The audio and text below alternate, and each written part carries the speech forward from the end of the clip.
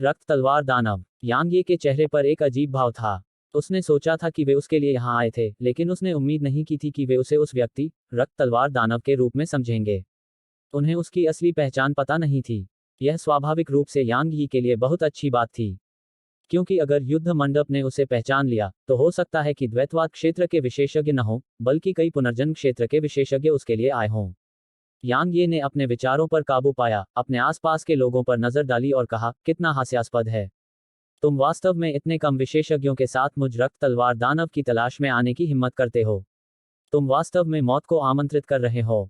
समूह का नेतृत्व करने वाला अधेड़ उम्र का व्यक्ति ठंडी हंसी के साथ हंसा। ब्लड स्वॉर्ड डेमन, क्या तुम सोचते हो कि तुम यांग ये हो? हम 5 लोगों के समूह में यहाँ आकर पहले से ही तुम्हारे बारे में बहुत सोच रहे हैं। तुम। अचानक यांग ये ने अपनी हथेली घुमाई और स्वर्ग का कब्र का पत्थर उसकी मुट्ठी में आ गया। उसके बाद उसने उसे तेजी से घुमाया। रक्त लाल तलवार ऊर्जा की एक किरण चमक उठी।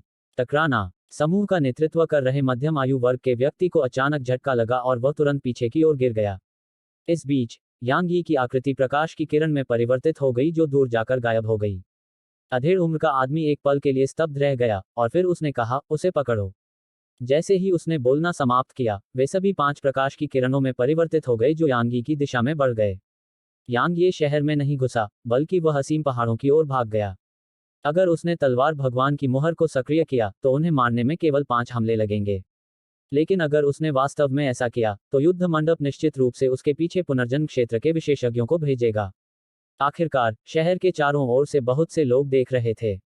उन्हें यांग ये का पीछा करते हुए पहाड़ों में जाने में ज्यादा समय नहीं लगा। लेकिन जैसे ही उन्होंने ऐसा किया, यांग ये की आभा पूरी तरह से गायब हो गई। सबने भौहें सिकोड़ लीं। कुछ क्षण की शांति के बाद एक अधेड़ व्यक्ति ने गंभीरता से कहा, संरक्षक म्यू, ऐसा लगता है कि वे हमें यहाँ जानबूझकर लाए हैं। गार्डियन म्यू नामक मध्यम आयु वर्ग के व्यक्ति ने आसपास के वातावरण पर नजर डाली और कहा, सावधान रहें। बाकी लोगों ने सिर हिलाया और फिर उनकी दिव्य इंद्रियां आसपास के क्षेत्र की ओर मुड़ गईं। 50,000 किलोमीटर के क्षेत्र को उनकी दिव्य इंद्रियों के दायरे में आने में ज्यादा समय नहीं लगा। लेकिन यहाँ कोई नहीं था। संरक्षक म्यू ने भौहें सिकोड़ते हुए कहा, वह आदमी कहाँ चला गया? इस बीच द्वैतवाद क्षेत्र के अन्य विशेषज्ञों में से एक ने कहा, वह निश्चित रूप से अभी भी पहाड़ों में है। चलो अलग हो जाएं और उसकी तलाश करें। संरक्षक म्यू ने कुछ देर सोचा और सिर हिलाया, सावधान रहो। बाकी लोगों ने सिर हिलाया और फिर वे वहीं गायब हो गए। जब चारों चले गए, तो गार्जियन म्यू ने आसपास की चीजों पर नजर डाली और फिर वह जाने ही वाला था। हालांकि कुछ अप्रत्याशित हुआ। उसके आगे की जगह कांप उठी और फिर उसमें से रोशनी की एक किरण निकली। प्रकाश की किरण बहुत अचानक प्रकट हुई थी और यह बहुत तेज थी। फिर भी गार्जियन म्यू की प्रतिक्रिया बहुत तेज थी और आभा की एक लहर उसके अंदर से विस्फोटक रूप से बाहर निकली। टकराना। गार्जियन म्यू को उड़ा दिया गया और ठीक उसी क्षण प्रकाश की एक और किरण चमक उठी। अनुभव करना। इस बार गार्जियन म्यू इसे चकमा नहीं दे पाया और प्रकाश की किरण सीधे उसके माथे से होकर गुजरी, जिससे उसका शरीर अकड़ गया। उसकी आंखों का रंग धीरे धीरे गायब होने में ज्यादा समय नहीं लगा, जब तक कि वे पूरी तरह से फीके नहीं पड़ गए। इस बीच यांग ये गार्जियन म्यू की लाश के पास प्रकट हुआ। उसने अपना दाहिना हाथ हिलाया और गार्जियन म्यू की लाश को प्राचीन म्यान में रख दिया और फिर वह वहीं गायब हो गया। कुछ समय बाद गार्डियन म्यू के गिरने के स्थान से लगभग 30 किलोमीटर दूर आकाश से अचानक प्रकाश की एक किरण चमकी और उसके तुरंत बाद प्रकाश की एक और किरण चमकी। द्वैतवाद क्षेत्र के विशेषज्ञ का शरीर यांग यी के सामने अकड़ गया और उसके माथे पर एक अंगूठे के आकार का छेद था। उस छेद से धीरे धीरे खून बह रहा था। यांग ये ने अपना दाहिना हाथ हिलाया और लाश को दूर रख दिया और फिर वह तुरंत ही मौके पर गायब हो गया। वह द्वैतवाद क्षेत्र के विशेषज्ञों को एक पल में नहीं मार सकता था, जब तक कि उसकी तलवार की मंशा को रिटर्नल रैंक तक नहीं बढ़ाया गया था। लेकिन जबकि एक हमला अपर्याप्त था, 2 हमले इसे पूरा कर सकते थे। साधारण द्वैतवाद क्षेत्र के विशेषज्ञ उसकी 2 पुनर्जन्म तलवारों का विरोध नहीं कर सकते थे। वह द्वैतवाद क्षेत्र से पूरे 2 क्षेत्र नीचे था, लेकिन उनकी साधना में अंतर तलवार की तकनीक और तलवार की मंशा से पूरा किया जा सकता था। ठीक इसी तरह यांग ये ने 4 द्वैतवाद क्षेत्र विशेषज्ञों को अत्यधिक गति से मार डाला। आखिरी जीवित द्वैतवाद क्षेत्र विशेषज्ञ लगातार आसपास के वातावरण को स्कैन कर रहा था। सतर्कता के अलावा उसकी आंखों में गहरा भय था। इस समय वह जानता था कि बाकी 4 लोग मर चुके थे। वह क्षण भर के लिए चुप रहा और फिर उसकी आकृति आकाश में लुप्त हो गई। वह भाग गया। 4 द्वैतवाद क्षेत्र विशेषज्ञों की मृत्यु के बाद उनमें यहां रहने की हिम्मत नहीं बची। अधेड़ उम्र का आदमी भाग गया तो यांग ये वहीं दिखाई दिया जहां वह कुछ पल पहले था। उसके होठों पर एक चाप बना हुआ था जब उसने उस दिशा की ओर देखा जहां अधेड़ उम्र का आदमी गायब हो गया था, और फिर वह वहीं गायब हो गया। उसने जानबूझकर द्वैतवाद क्षेत्र के विशेषज्ञ को भागने दिया था। अगर उसने उन सभी को मार दिया तो युद्ध मंडप निश्चित रूप से मामले की जांच करेगा। एक बार ऐसा होने पर युद्ध मंडप को पता चल सकता है कि यह वह था और रक्त तलवार दानव नहीं था। लेकिन अगर उसने उनमें से किसी एक को जाने दिया तो वह व्यक्ति निश्चित रूप से रक्त तलवार दानव पर दोष लगाएगा।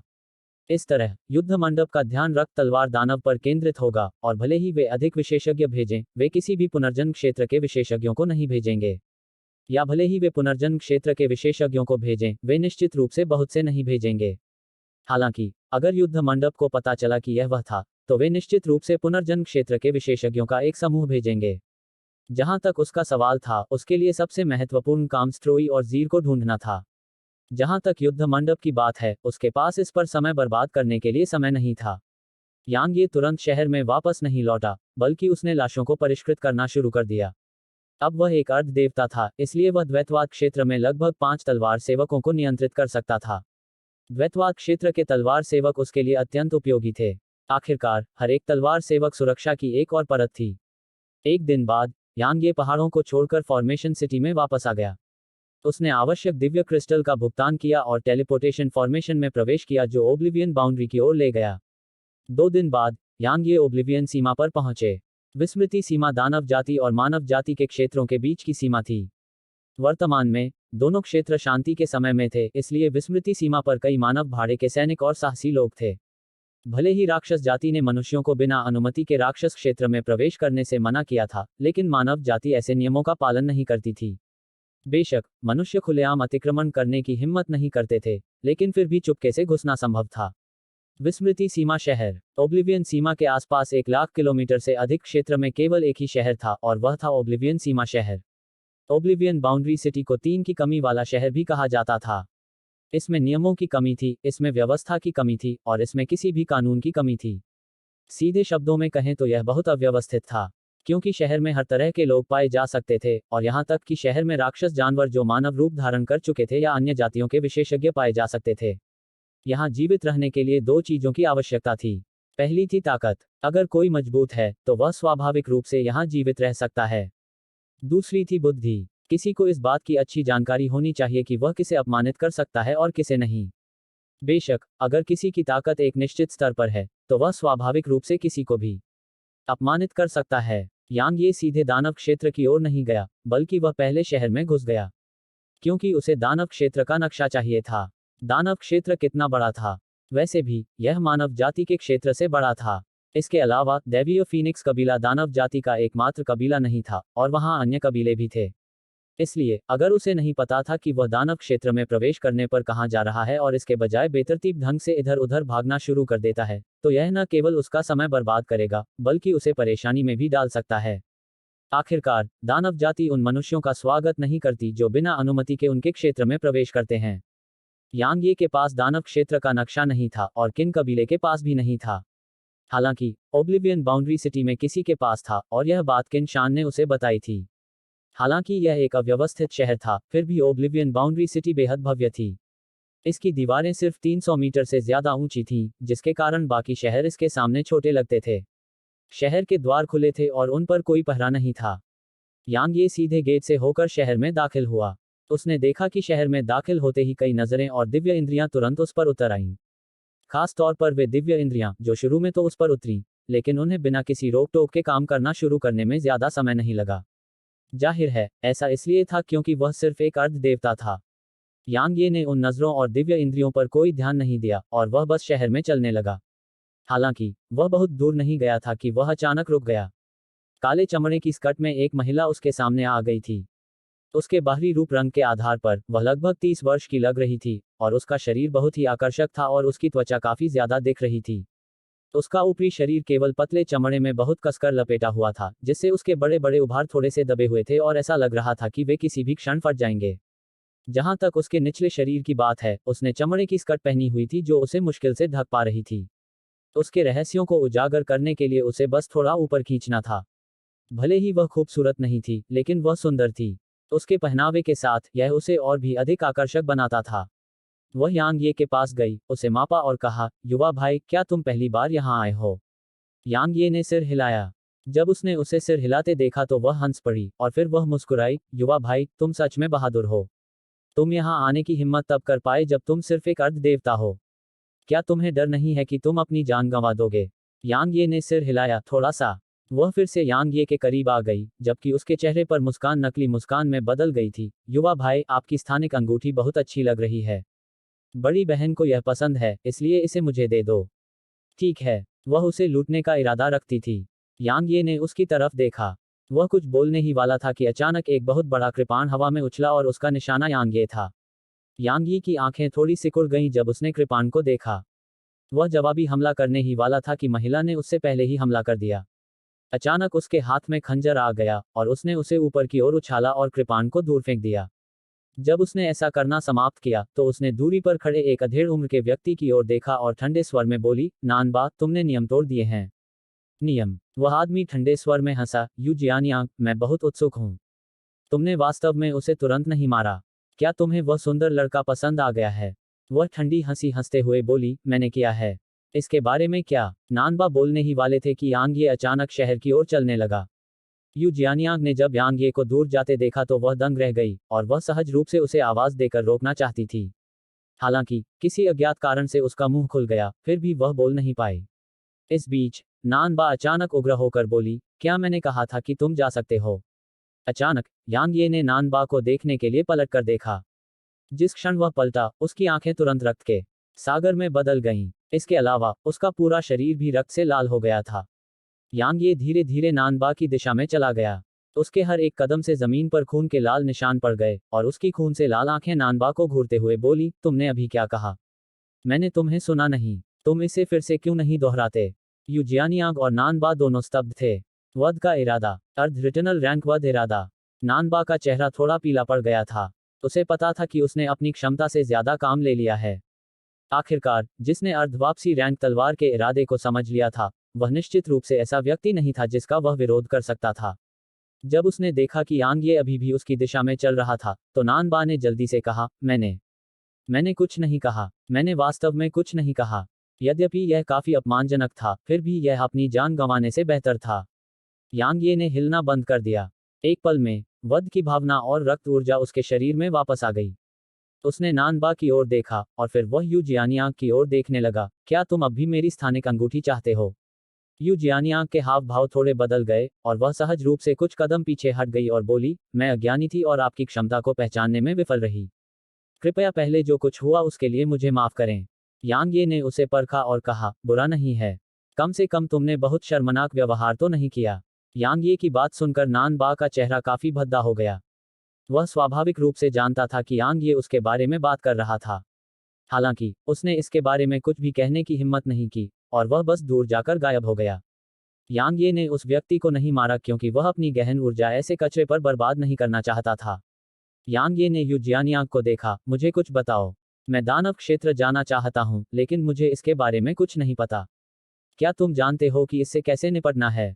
यू जियानियांग ने यांग ये की ओर देखा और अपना सिर हिलाया। मैं वहां कभी नहीं गई। हालांकि वहां कोई है जिसके पास निश्चित रूप से दानव क्षेत्र का नक्शा है, लेकिन इसे पाने के लिए आपको एक निश्चित कीमत चुकानी पड़ सकती है। यांग ये ने पूछा, कहाँ? वह एक क्षण के लिए झिझकी और बोली, मैं तुम्हें वहां ले चलूंगी। यांग ये ने सिर हिलाया, धन्यवाद।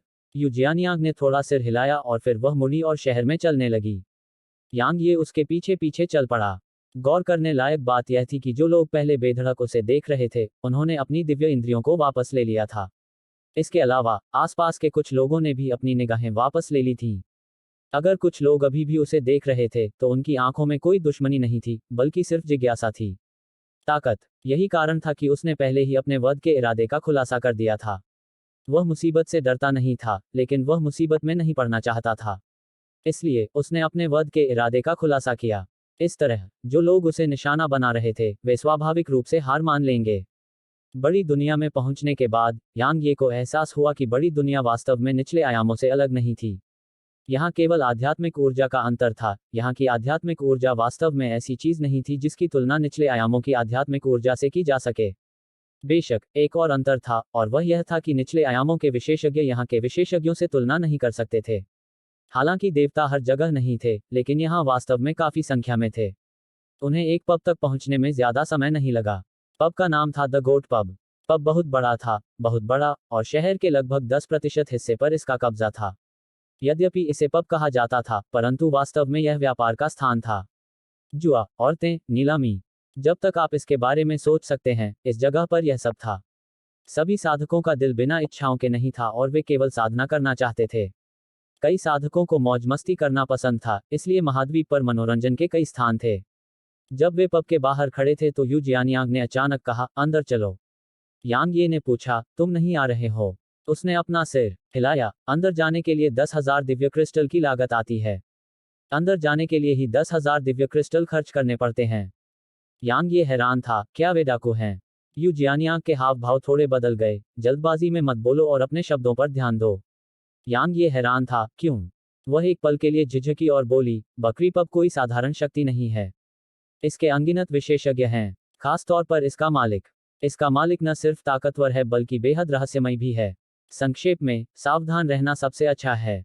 यांग ये ने पूछा, इस पब में कितने सितारे हैं? उसने अपना सिर हिलाया, मुझे नहीं पता, क्योंकि उन्होंने कभी अपनी असली ताकत नहीं दिखाई। यह पब यहाँ लगभग 6 या 7 साल पहले बना था, लेकिन यह चौंकाने वाली गति से बढ़ा। सिर्फ 1 साल से भी कम समय में यह ओब्लिवियन बाउंड्री सिटी में सबसे ज्यादा चहल पहल वाली जगह बन गई, और यह वह जगह भी है जहां दूसरों को सबसे ज्यादा नाराजगी होने का डर है।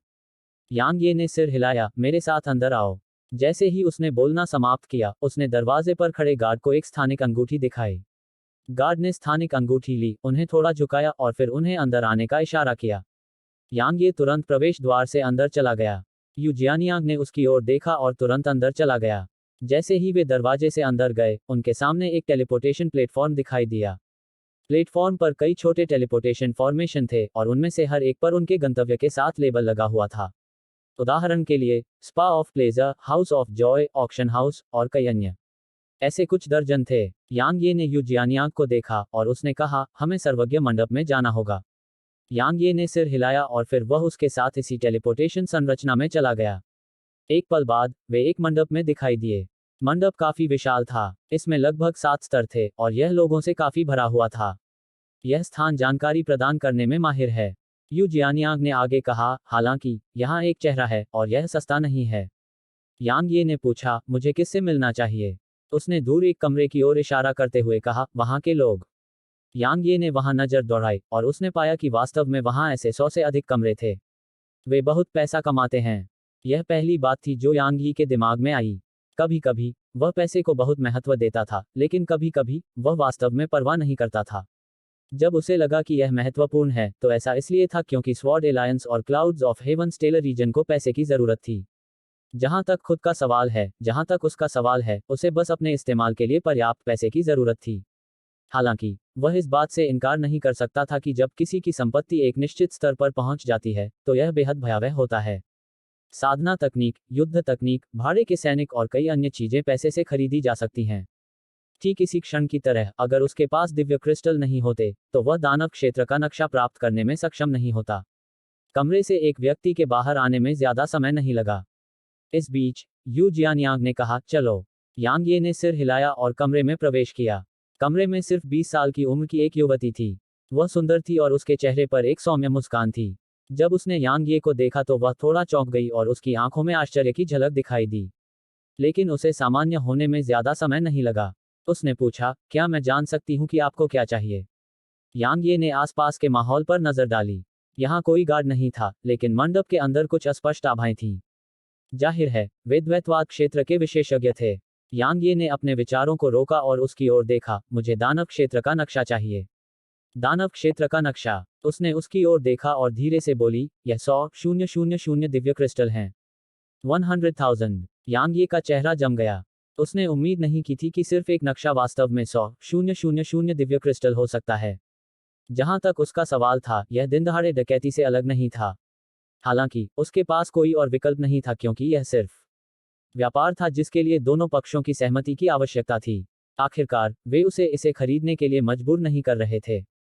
सौभाग्य से उसने उन 4 द्वैतवाद क्षेत्र विशेषज्ञों से 10 लाख से ज्यादा दिव्य क्रिस्टल प्राप्त किए थे जिन्हें उसने पहले मार दिया था। इसलिए 100,000 उसके लिए वास्तव में मुश्किल नहीं था। यांग ये ने महिला की तरफ एक स्थानिक अंगूठी फेंकी। उसने उसे लिया, उस पर नजर डाली, और फिर यांग ये की तरफ मुस्कुराई। कृपया 1 मिनट रुको। बोलते समय उसने एक ट्रांसमिशन तावीज निकाला और उसे कुचल दिया। 3 सांसों के बाद उसके सामने की जगह थोड़ी हिली, और फिर उसके सामने एक जेड स्लिप दिखाई दी। उसने उसे हल्के से झटका दिया, और वह यांग ये के पास उड़ गई। यांग ये ने जेड स्लिप ली, और यह सफेद रोशनी की किरण में बदल गई जो उसके माथे में प्रवेश कर गई। उसके बाद उसके दिमाग में सूचनाओं की कई धाराएं उमड़ पड़ीं। उसे दिव्य फीनिक्स कबीले की स्थिति का पता लगाने में ज्यादा समय नहीं लगा। इस बीच महिला ने कहा, दानव क्षेत्र बहुत बड़ा है, और वह नक्शा उसके केवल एक हिस्से को ही कवर करता है। यह पूरे दानव क्षेत्र का 10% भी नहीं है। यदि आप वहां जा रहे हैं, तो कृपया याद रखें कि नक्शे पर लेबल नहीं किए गए स्थान निश्चित रूप से बेहद खतरनाक स्थान हैं, इसलिए कृपया उन पर पैर न रखें। क्योंकि यह नक्शा एक पुनर्जन्म क्षेत्र विशेषज्ञ द्वारा बनाया गया था, इसलिए नक्शे पर शामिल नहीं किए गए स्थान दर्शाते हैं कि एक पुनर्जन्म क्षेत्र विशेषज्ञ भी उन स्थानों में प्रवेश करने की हिम्मत नहीं कर सकता था। यांग ये ने उसकी ओर देखा और मुस्कुराया, चेतावनी के लिए धन्यवाद। वह एक क्षण के लिए झिझका और बोला, क्या तुम वह चीज ढूंढ सकते हो जो मैं चाहता हूं? वह मुस्कुराई, तुम मजाक कर रहे हो। हमारा ब्रह्मांड बहुत बड़ा है। हम यह कहने की हिम्मत कैसे कर सकते हैं कि हम सब कुछ जानते हैं? हालांकि तुम मुझे बता सकते हो कि तुम क्या जानना चाहते हो। हमारे पास ज्यादातर चीजों के बारे में जानकारी है। यांग ये मुस्कुराए और बोली, ठीक है। तो क्या आप दिव्य फीनिक्स कबीले के बारे में ज्यादा जानते हैं? मुझे उनके बारे में जानकारी चाहिए, और अगर यह विस्तृत हो तो बेहतर होगा। चूंकि वे दुश्मन बनने वाले थे, इसलिए स्वाभाविक रूप से उन्हें उनके बारे में जानकारी हासिल करनी थी। दिव्य फीनिक्स कबीला। महिला की मुस्कान धीरे धीरे गायब हो गई। थोड़ी देर बाद उसने कहा, हमारे पास है, लेकिन यह काफी महंगा है। इसके अलावा दिव्य फीनिक्स कबीले के बारे में हमारी जानकारी इतनी विस्तृत नहीं है। यांग ये ने पूछा, कितना है? उसने उसकी ओर देखा और कहा, 3 मिलियन दिव्य क्रिस्टल। क्या? यांग ये अपनी सीट से उठ खड़ा हुआ, 3 मिलियन? मिस, यह तो दिन दहाड़े डकैती है। आखिरकार सिर्फ एक जानकारी ही 3 मिलियन दिव्य क्रिस्टल थी, और इससे उसे ऐसा लगा कि वे सभी डाकुओं में सबसे बड़े डाकू थे। उसने उसकी ओर देखा और कहा, यह काफी महंगा है, लेकिन आपको पता होना चाहिए कि दिव्य फीनिक्स कबीला कितना भयानक है। उनके बारे में जानकारी जुटाना बेहद मुश्किल है। आखिरकार वे वास्तव में वहां मनुष्यों का स्वागत नहीं करते हैं। इसके अलावा आम इंसान भी दिव्य फीनिक्स कबीले के इलाके में जल्दबाजी में कदम रखने की हिम्मत नहीं करते। यांग ये ने पूछा, क्यों? उसने जवाब दिया, इसका जवाब देने में तुम्हें बहुत खर्च आएगा। यांग यी के पास कहने को शब्द नहीं थे। इस बीच उन्होंने कहा, अगर आपके पास अभी पैसे कम हैं, तो आप फिर से आ सकते हैं। आपका हमेशा स्वागत है। यांग ये जोर से हंसा क्योंकि वह उसे जाने के लिए कह रही थी। लेकिन उसके पास वास्तव में अभी 3 मिलियन दिव्य क्रिस्टल नहीं थे। यांग ये ने अपना सिर हिलाया और फिर वह जाने ही वाला था। लेकिन अचानक एक बूढ़ा आदमी यांग ये के सामने आ गया। एक पुनर्जन्म क्षेत्र विशेषज्ञ। बूढ़े आदमी के प्रकट होने के बाद 10 और मध्यम आयु वर्ग के आदमी यहाँ प्रकट हुए। 10 द्वैतवाद क्षेत्र विशेषज्ञ। यांग यी की आंखें थोड़ी सिकुड़ गईं। उसने अपनी तलवार पर अपनी पकड़ मजबूत की और बूढ़े आदमी को घूरते हुए कहा, क्या? बूढ़े आदमी ने उसकी ओर देखा और कहा, तुम नहीं जा सकते। यांग ये ने हंसते हुए कहा, तो तुम सचमुच मुझे लूटने जा रहे हो? बूढ़े आदमी ने अपना सिर थोड़ा हिलाया, कोई तुमसे मिलना चाहता है। वह व्यक्ति जल्द ही यहाँ आएगा, इसलिए कृपया एक पल रुको, मुझे देखा। यांग ये ने भौहें सिकुड़ी, कौन? बूढ़े आदमी ने जवाब दिया, तुम्हें एक पल में पता चल जाएगा। यांग यी की भौहें और भी कसकर एक दूसरे से सट गईं। वे स्पष्ट रूप से सम्राट संप्रदाय या युद्ध मंडप से नहीं थे, क्योंकि अगर वे होते तो अब तक हमला कर चुके होते। चूंकि वे नहीं थे, तो फिर कौन उससे मिलना चाहता था? वह बड़ी दुनिया में ज्यादा लोगों को नहीं जानता था। एन नानजिंग और मो शियाओलिंग ही दो अन्य लोग थे जिन्हें वह जानता था। मो शियाओलिंग बनना निश्चित रूप से असंभव था, क्योंकि वह उस शैतान के गुस्से को अच्छी तरह से जानता था, और वह निश्चित रूप से तुरंत हमला कर देती और यह नहीं कहती कि वह उससे मिलना चाहती है। क्या यह नानजिंग है? अचानक बूढ़ा आदमी, 10 द्वैतवाद क्षेत्र विशेषज्ञ, और यहाँ तक वह महिला जिसने पहले यांग ये की सेवा की थी, अचानक दरवाजे की ओर देखने लगे, और फिर उन्होंने सिर झुकाकर कहा, मास्टर। यांग ये ने दरवाजे की ओर देखा। इस बीच वहां से एक आवाज आई, हमें एक दूसरे को देखे हुए कितना समय हो गया है? 6 साल, 7 साल, या 8 साल? काफी समय हो गया है, इसलिए मुझे याद नहीं है। आवाज बहुत परिचित थी। यांग ये के सामने एक महिला को आने में ज्यादा समय नहीं लगा। यांग ये ने स्वाभाविक रूप से उसे पहचान लिया, क्योंकि वह डिंग शाओयाओ थी जिसे उसने बहुत लंबे समय से नहीं देखा था। डिंग शाओयाओ। यांग ये उसे भूला नहीं था, बेशक उसने ये लियून और जून वेइरन को निचले आयामों में उसकी खोज करने के लिए कहा था, लेकिन वह उसके बारे में कोई जानकारी इकट्ठा करने में सक्षम नहीं था। दरअसल यांग ये उसके बारे में बहुत चिंतित नहीं थी क्योंकि वह बहुत चालाक थी। उसके पास जो बुद्धि थी उसके आधार पर उसके लिए किसी भयावह स्थिति में पड़ना बहुत कठिन था। लेकिन यांग यी ने कभी नहीं सोचा था कि वह वास्तव में बड़ी दुनिया में थी और वह बकरी पब की मालकिन थी। यांग ये ने मुस्कुराते हुए कहा, मैंने कभी उम्मीद नहीं की थी कि तुम इतनी बड़ी दुनिया में होगे। वह मुस्कुराई, मुझे उम्मीद नहीं थी कि मैं तुमसे यहाँ भी मिलूंगी। यांग ये हैरान था, तुम्हें कैसे पता चला कि मैं यहाँ था? डिंग शाओयाओ ने आसपास के माहौल पर नजर डाली और कहा, आप सभी जा सकते हैं। पुनर्जन्म क्षेत्र का बूढ़ा आदमी एक पल के लिए हिचकिचाया और बोला, गुरुजी, लेकिन। डिंग शाओयाओ ने मुस्कुराते हुए कहा, अगर वह मुझे मारना चाहता था तो आप सभी उसे रोक नहीं पाएंगे। वह स्वाभाविक रूप से जानती थी कि यांग ये ने बड़ी दुनिया में प्रवेश करने के लिए 5 पुनर्जन्म क्षेत्र विशेषज्ञों को मार डाला था। जब उन्होंने उसकी बात सुनी तो सभी चौंक गए और फिर उन्होंने यांग यी की ओर देखा और फिर मुड़कर चले गए। उनके जाने के बाद डिंग शाओयाओ ने कहा, मैंने सुना कि तुम यहाँ आए थे, इसलिए मैंने तुम्हें खोजना शुरू कर दिया, लेकिन मुझे कभी उम्मीद नहीं थी कि तुम वास्तव में यहाँ आओगे। तो ऐसे? यांग ये ने सिर हिलाया, शाओयाओ, तुम यहाँ कैसे पहुंचे? उसने जवाब दिया, जब मैं प्रोफाउंडर कॉन्टिनेंट से रेडियंट डायमेंशन में गई तो वहां पहुंचने पर मेरी मुलाकात किसी से हुई। वह व्यक्ति मेरा वर्तमान गुरु है। चूंकि वह निचले आयामों में अपना काम पूरा कर चुकी थी, इसलिए वह मुझे अपने साथ यहाँ ले आई। यांग ये ने पूछा, आपके स्वामी? वह कौन है? सीटू कबीले के वर्तमान कुलपति। डिंग शाओयाओ ने आगे कहा, सीटू कबीला एक 6 सितारा शक्ति है और यह उनकी मदद थी जिसने मुझे यहाँ अपनी खुद की शक्ति बनाने की अनुमति दी। इस बिंदु पर उसके होठों के कोनों पर एक धूर्त मुस्कान उभरी, क्या आप जानते हैं कि इसे द गोट पब क्यों कहा जाता है? यांग ये ने अपना सिर हिलाया। डिंग शाओयाओ मुस्कुराया, क्योंकि बकरी शब्द आपके नाम के यांग की तरह लगता है। यांग ये यह सुनकर दंग रह गया और फिर उसने अपना सिर हिलाया और मुस्कुराया, कोई बात नहीं, यह बहुत अच्छी बात है कि तुम ठीक हो। डिंग शाओयाओ ने थोड़ा सिर हिलाया और धीरे से बोला, मैं ठीक हूँ, लेकिन मुझे यकीन है कि इन वर्षों के दौरान आपने बहुत कुछ सहा होगा, है ना? यांग ये ने हंसते हुए कहा, मुझे इसकी आदत हो गई है। उसने उसकी ओर देखा और कहा, आप यहाँ मुख्य रूप से दिव्य फीनिक्स कबीले के लिए आए हैं? यांग ये ने सिर हिलाया, आप दिव्य फीनिक्स कबीले के बारे में कितना जानते हैं? ज्यादा नहीं, डिंग शाओयाओ ने गंभीरता से कहा। राक्षस जाति मनुष्यों को अपने क्षेत्र में प्रवेश करने से रोकती है। भले ही मनुष्य दानव क्षेत्र में प्रवेश कर जाएं, लेकिन वे दिव्य फीनिक्स कबीले के करीब आने की हिम्मत नहीं करते। दिव्य फीनिक्स कबीले की असली ताकत अज्ञात है क्योंकि यह मनुष्यों की आंखों के सामने खुद को दिखाए हुए बहुत बहुत लंबा समय हो गया है। हालांकि दिव्य फीनिक्स कबीले की राजकुमारी मो जियाओलिंग अक्सर मनुष्यों की दुनिया से होकर यात्रा करती है। मो शियाओलिंग। यांग ये की आंखें थोड़ी सिकुड़ गईं। फिर से वही घटिया छोटी लड़की। माना जा सकता है कि उसे उसके चरित्र की एक निश्चित स्तर की समझ थी और उसका अहंकार बहुत बड़ा था। अगर उसे कुछ चाहिए होता तो वह उसे ले लेती और वह यह भी सोचती कि दूसरे व्यक्ति को उसे वह दे देना चाहिए। अगर दूसरा व्यक्ति मना कर देता तो वह बल का इस्तेमाल करती। स्ट्रोई और जीर की तरह उन्होंने मो शियाओलिंग के साथ जाने से इनकार कर दिया, इसलिए मो शियाओलिंग ने उन्हें बलपूर्वक ले लिया। इस बीच डिंग शाओयाओ ने अचानक कहा, दिव्य फीनिक्स कबीले में मत जाओ। यांग ये ने भौहें सिकोड़ते हुए कहा, क्यों? डिंग शाओयाओ ने अपना सिर हिलाया, मुझे पता है कि तुम बहुत ताकतवर हो, लेकिन दिव्य फीनिक्स कबीले की ताकत तुम्हारी सोच से भी ज्यादा मजबूत है। अगर तुम अभी वहां गए तो न केवल तुम उन्हें वापस लाने में असमर्थ होगे, बल्कि तुम खुद भी मारे जाओगे। यांग ये चुप रहा। उसने आगे कहा, तुम चुपके से काम करने की सोच रहे हो, है न? यांग ये ने सिर हिलाया। वह स्वाभाविक रूप से दिव्य फीनिक्स कबीले के खिलाफ सीधे नहीं जाएगा क्योंकि वह निश्चित रूप से ऐसा करने में असमर्थ था। भले ही वह तारकीय तलवार आरेख का उपयोग कर सकता था, फिर भी दिव्य फीनिक्स कबीले से लड़ना असंभव था। हालांकि उसके पास बड़ी दुनिया में कोई संबंध नहीं था, इसलिए वह चालाक हो सकता था। उसे उनके खिलाफ सीधे संघर्ष करने की जरूरत नहीं थी और वह इसके बजाय छाया से हमला कर सकता था।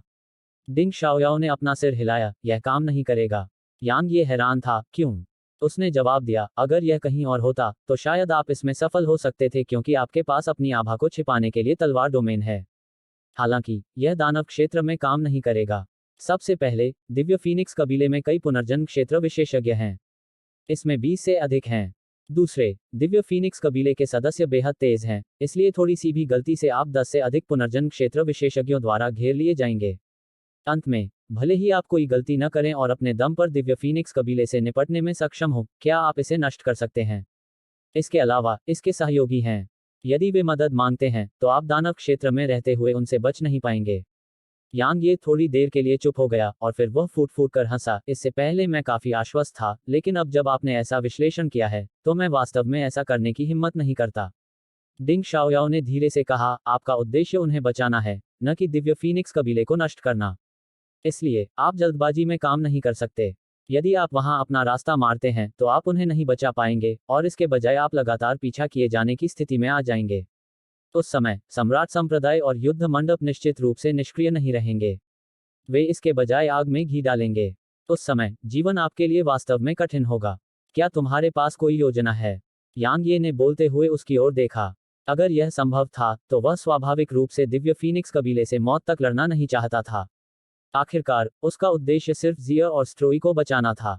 हालांकि क्या दिव्य फीनिक्स कबीला उन्हें वापस दे देगा, यह मुख्य मुद्दा भी नहीं था। मुख्य मुद्दा यह था कि उसे डर था कि उन्होंने स्ट्रोई और जिया को नुकसान पहुंचाया होगा।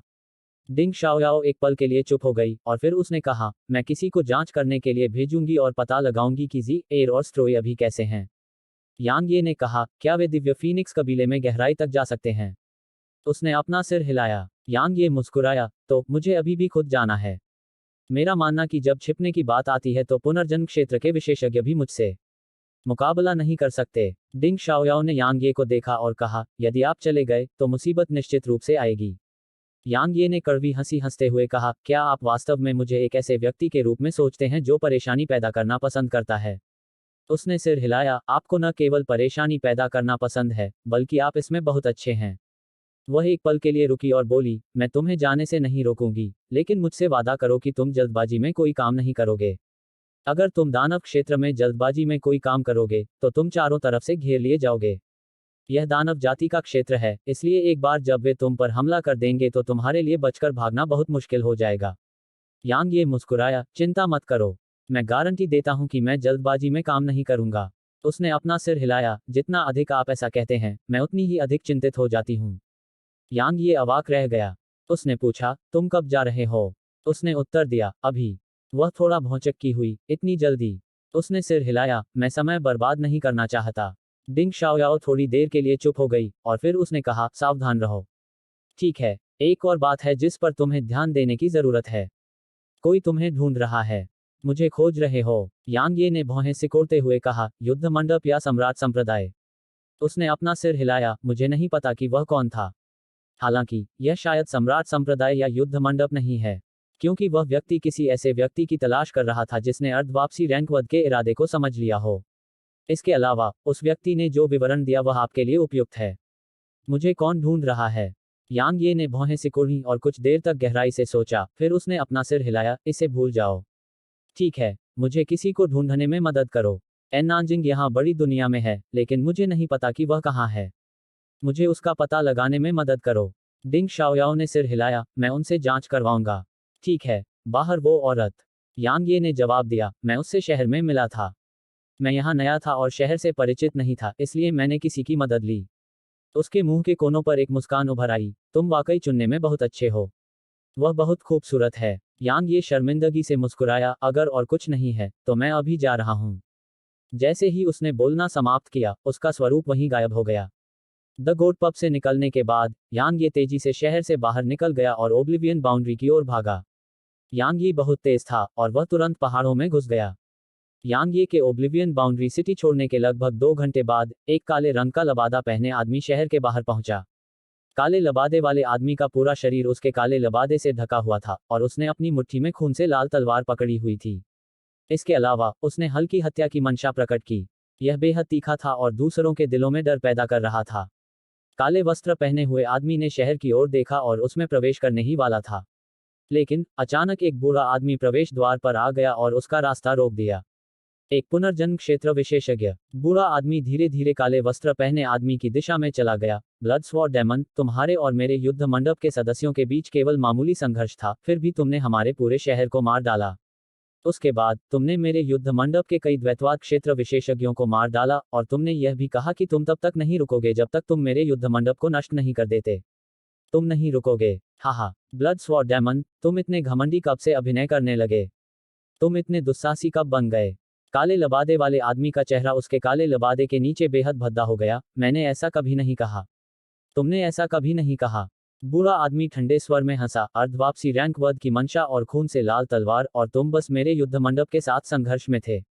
तो अगर यह तुम नहीं हो तो कौन है? काले वस्त्र पहने आदमी ने धीमी आवाज में कहा, मैं भी उसे ढूंढ रहा हूं। क्या मजाक है? बूढ़े आदमी ने ठंडे स्वर में कहा, ब्लड स्वॉर्ड डेमन, मुझे लगा कि तुम बहादुर हो। आखिरकार इतने सालों में तुम ही एकमात्र ऐसे हो जिसने यह कहने की हिम्मत की है कि वह तब तक नहीं रुकेगा जब तक वह मेरे युद्ध मंडप को नष्ट नहीं कर देता। लेकिन मुझे कभी उम्मीद नहीं थी कि एक बार जब मैं तुम्हें पा लूंगा तो तुम यह स्वीकार करने की हिम्मत नहीं करोगे। क्या तुम एक आदमी भी हो? काले वस्त्र पहने आदमी ने अपनी तलवार पर अपनी पकड़ मजबूत कर ली, और वह धीमी आवाज में बोला, वास्तव में वह मैं नहीं था। क्या बकवास है? बूढ़ा आदमी अचानक गुस्से से चिल्लाया, तुमने ऐसा करने की हिम्मत की, फिर भी इसे स्वीकार करने की हिम्मत नहीं की। ठीक है, मैं तुम्हारे लिए अपनी सांस बर्बाद नहीं कर सकता। बस मर जाओ। जैसे ही उसने बोलना समाप्त किया, बूढ़ा आदमी काले वस्त्र पहने आदमी की ओर झपटा। जिस समय बूढ़े व्यक्ति ने हमला किया, काले वस्त्र पहने व्यक्ति का शरीर अचानक रक्त की लाल किरण में परिवर्तित हो गया, जो आकाश में गायब हो गया। वह बहुत तेज था और तुरंत ही बूढ़े आदमी की नजरों से ओझल हो गया। बूढ़े आदमी के मुंह के कोनों पर एक ठंडी मुस्कान तैर गई, मुझे देखने दो कि तुम भागने में कितने अच्छे हो। जैसे ही उसने बोलना समाप्त किया, वह एक कदम आगे बढ़ा और वहीं गायब हो गया।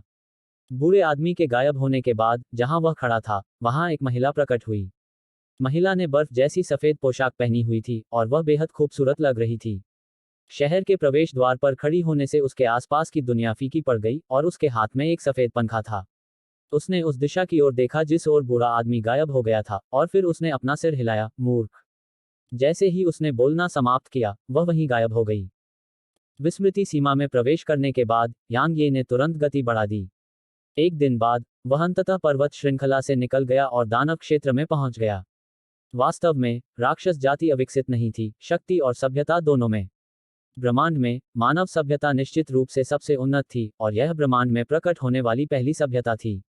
शुरुआत में राक्षस जाति और जीवों की विभिन्न अन्य जातियों को इसके कारण भारी नुकसान उठाना पड़ा। अंत में वे सभी मानव जाति से सीखने लगे, क्योंकि वे समझ चुके थे कि अगर वे पीछे रह गए तो वे मानव जाति के खिलाफ लड़ने में सक्षम नहीं होंगे। इसलिए दानव क्षेत्र में कई मानव इमारतें थीं। हालांकि वे मानव क्षेत्र की इमारतों से बहुत बड़ी थीं। इसके अलावा दानव जाति मानव जाति के साथ व्यापार करती थी। उदाहरण के लिए, कुछ आत्मा जड़ी बूटियां और अन्य चीजें जिनकी उसे जरूरत थी, उन्हें मनुष्यों को बेचा जाता था। इसके अलावा दानव जाति ने अपने व्यापार को केवल मानव जाति तक ही सीमित नहीं रखा, बल्कि उसने अन्य जीवित प्राणियों की जातियों के साथ भी व्यापार किया। यह समृद्ध था। यह मानव जाति की तरह ही समृद्ध था। 2 घंटे बाद यांग ये ने चलना बंद कर दिया। उसके सामने एक शहर था और उसका नाम कोलोसस सिटी था। यांग ये शहर की ओर चलने में संकोच नहीं करता था। उसने खुद को नहीं छिपाया और बस खुलेआम शहर में चला गया। उसने ऐसा करने की हिम्मत इसलिए की क्योंकि कई राक्षस जानवर मानव रूप धारण करके उसी तरह रहते थे। खास तौर पर शहरों में। शहर में प्रवेश करने वाले किसी भी राक्षस जानवर को मानव रूप धारण करना पड़ता था। यह पूरे दानव क्षेत्र में एक नियम था। बेशक ऐसा इसलिए भी था क्योंकि उसके पास अपनी आभा को छुपाने के लिए तलवार का क्षेत्र था। अन्यथा एक बार जब राक्षस जानवरों ने उसकी मानवीय आभा को महसूस किया, तो वह बहुत बड़ी मुसीबत में पड़ जाएगा। यांग ये ने कोलोसस सिटी में प्रवेश इसलिए किया था क्योंकि वह दिव्य फीनिक्स कबीले के फीनिक्स डोमेन में जाने के लिए यहां टेलीपोर्टेशन फॉर्मेशन का उपयोग करना चाहता था। दानव क्षेत्र में राक्षस जानवरों के कई कबीले थे और मजबूत कबीले अपनी खुद की दुनिया स्थापित करेंगे। उन्होंने उन्हें डोमेन कहा। दिव्य फीनिक्स कबीले के डोमेन को फीनिक्स डोमेन कहा जाता था। अगर उसने टेलीपोर्टेशन फॉर्मेशन का उपयोग नहीं किया, तो वह 1 महीने तक उड़ान भरने के बाद भी फीनिक्स डोमेन तक नहीं पहुंच पाएगा। शहर के लोग बहुत ही मजबूत थे। चाहे वो पुरुष हो या महिलाएं, सभी मजबूत थे। इसलिए एक बार जब यांग ये शहर में दाखिल हुआ, तो वह तुरंत ही सबसे अलग हो गया। क्योंकि यहाँ सबसे छोटा व्यक्ति भी अपने आकार से 2 गुना बड़ा था। यांग ये ने धीरे धीरे महसूस किया कि आसपास के राक्षस जानवर उस पर थोड़ी शत्रुतापूर्ण निगाहें डाल रहे थे। अचानक यांग ये के सामने एक मध्यम आयु वर्ग का आदमी प्रकट हुआ। मध्यम आयु वर्ग के व्यक्ति ने यांग ये को घूरते हुए पूछा, मानव?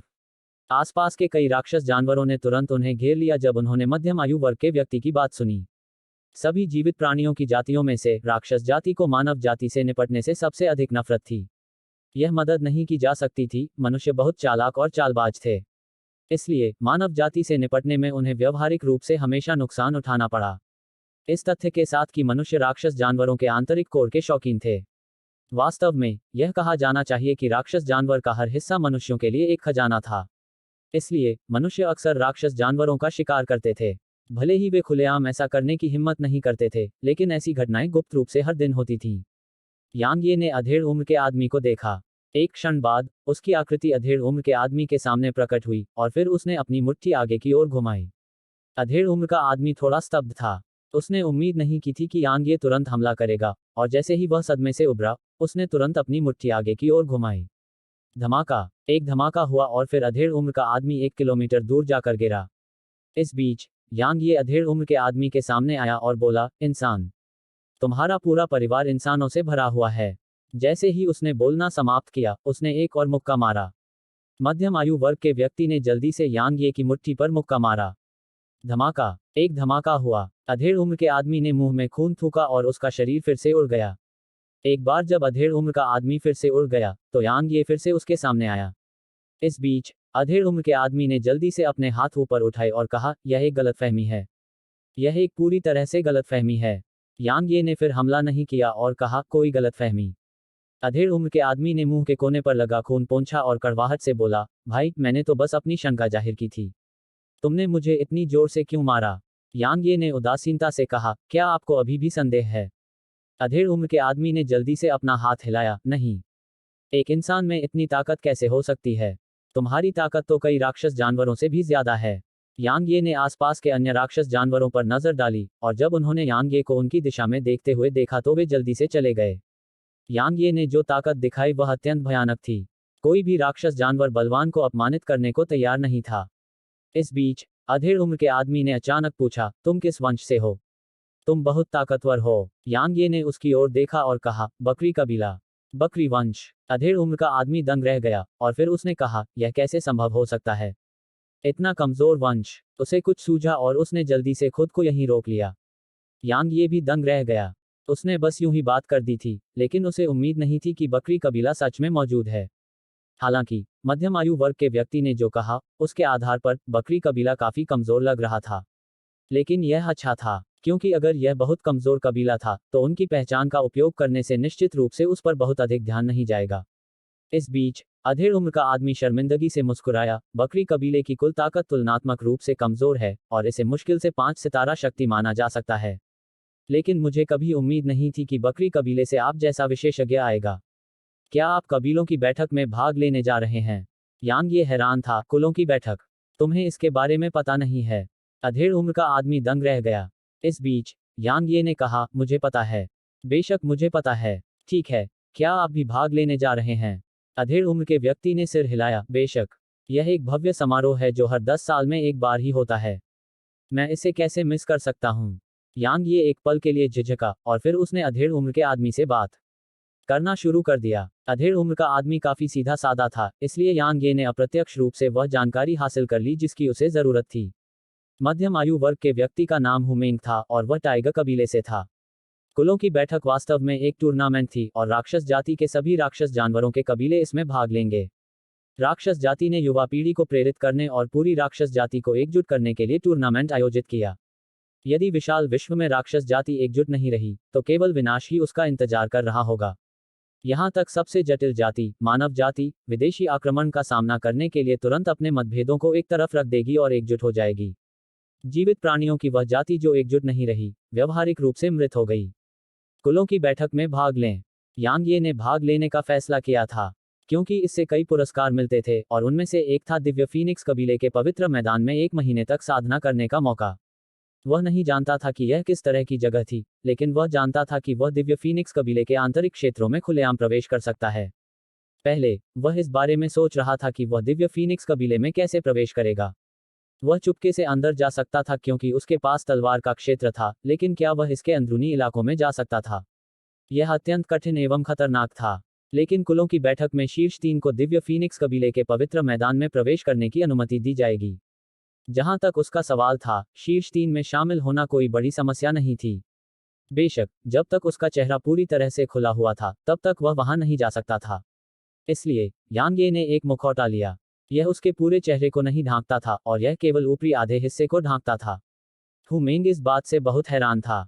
यांग ये ने बस मुस्कुराते हुए कहा, मेरा बकरी कबीला कमजोर है, इसलिए मुझे कम प्रोफाइल रखना होगा। हुमेंग ने सिर हिलाया, सच? ठीक है, भाई ये यांग, चूंकि हम कुलों की बैठक में भाग लेने जा रहे हैं तो क्यों ना हम साथ चलें।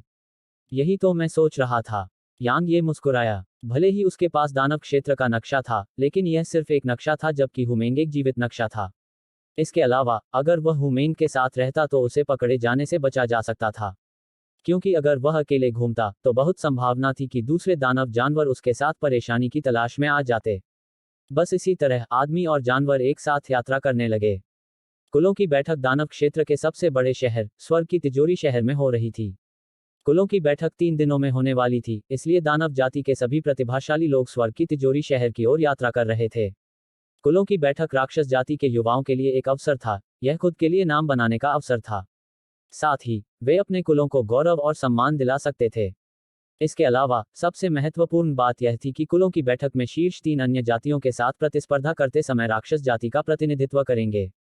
हालांकि स्काई महाद्वीप अभी शांति के दौर में था, लेकिन महाद्वीप की विभिन्न जातियां अभी भी खुलेआम और गुप्त रूप से एक दूसरे से लड़ रही थीं। इसलिए यह प्रतियोगिता विभिन्न जातियों के लिए एक दूसरे से प्रतिस्पर्धा करने का एक तरीका बन गई। उदाहरण के लिए, मानव जाति के साथ प्रतिस्पर्धा के दौरान यदि वे मानव जाति के प्रतिभाशाली लोगों के खिलाफ अपनी लड़ाई जीतते हैं, तो वे पूरी राक्षस जाति को सम्मान और गौरव दिलाएंगे।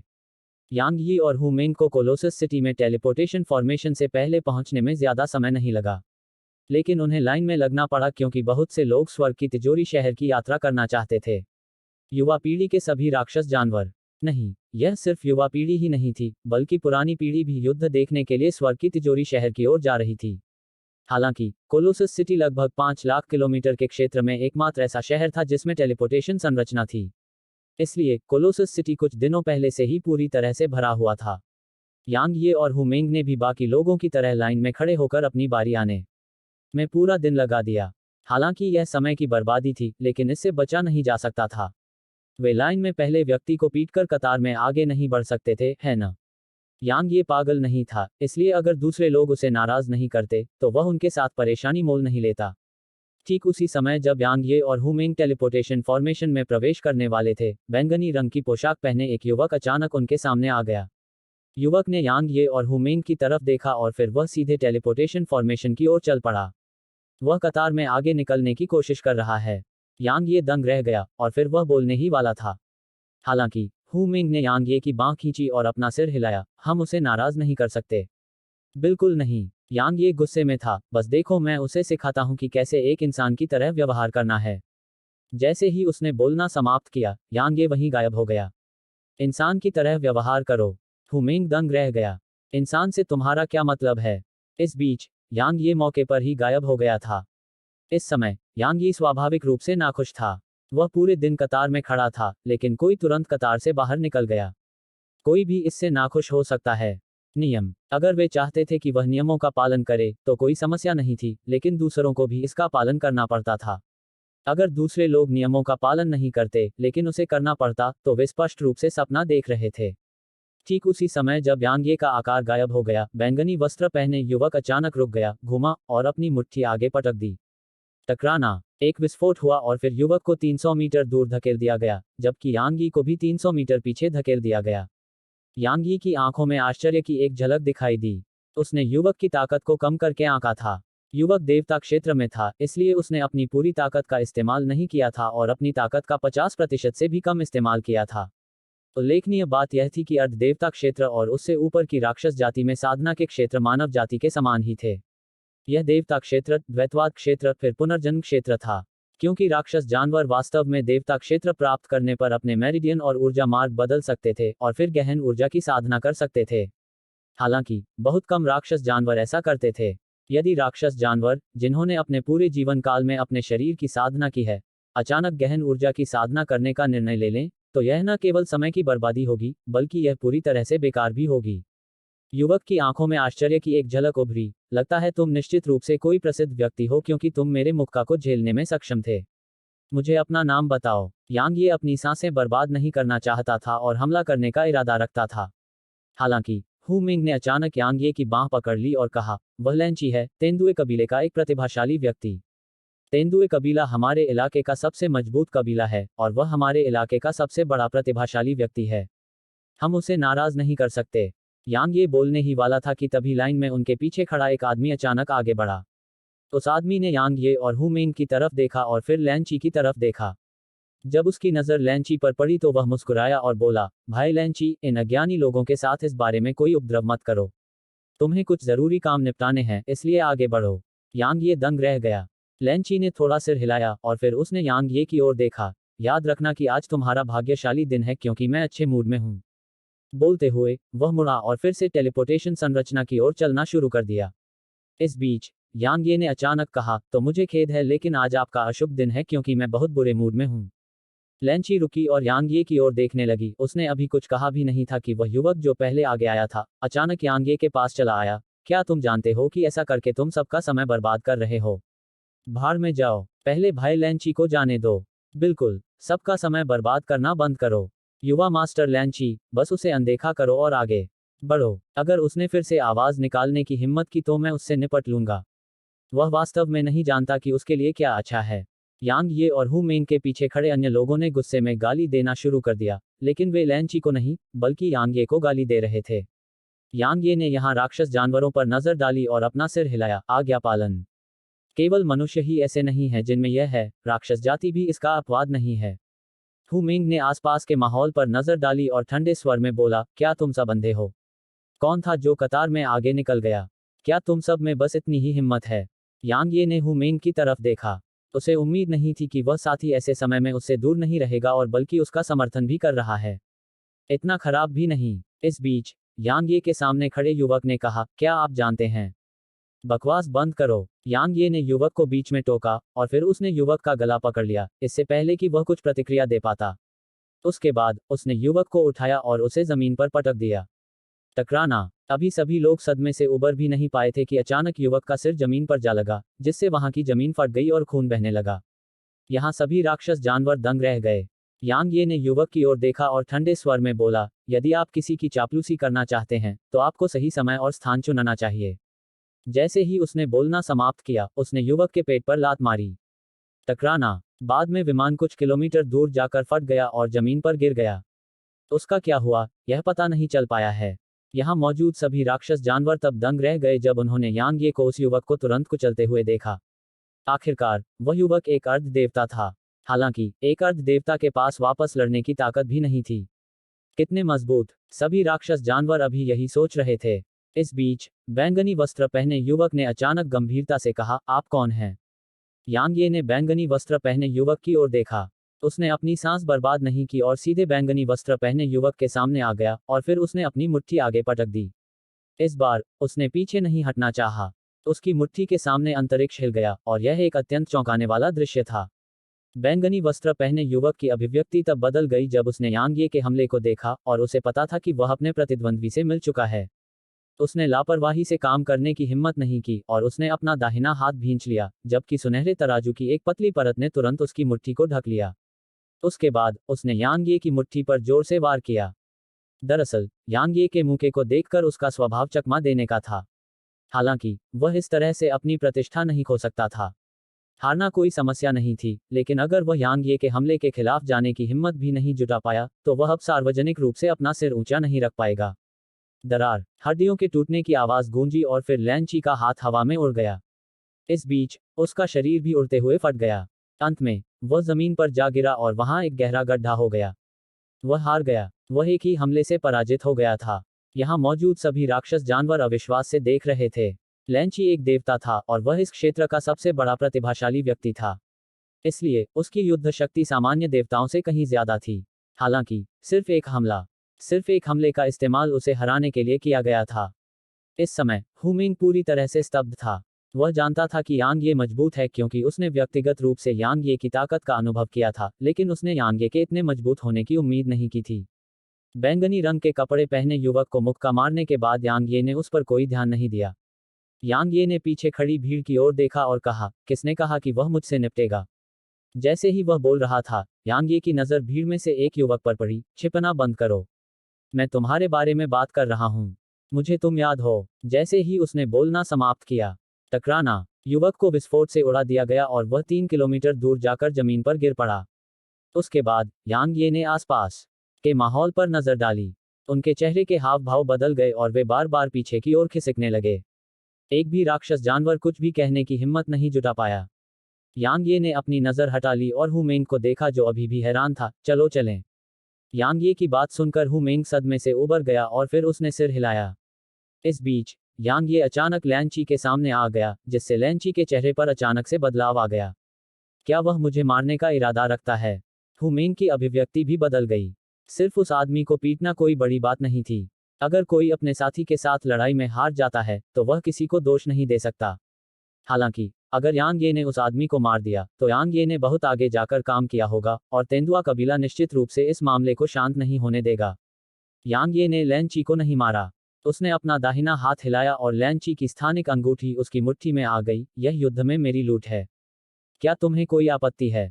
लैंची ने यांग ये की ओर देखा और अपना सिर हिलाया। यांग ये ने लैंची की तरफ देखा और फिर वह हु मेंग के साथ टेलीपोर्टेशन फॉर्मेशन में चला गया।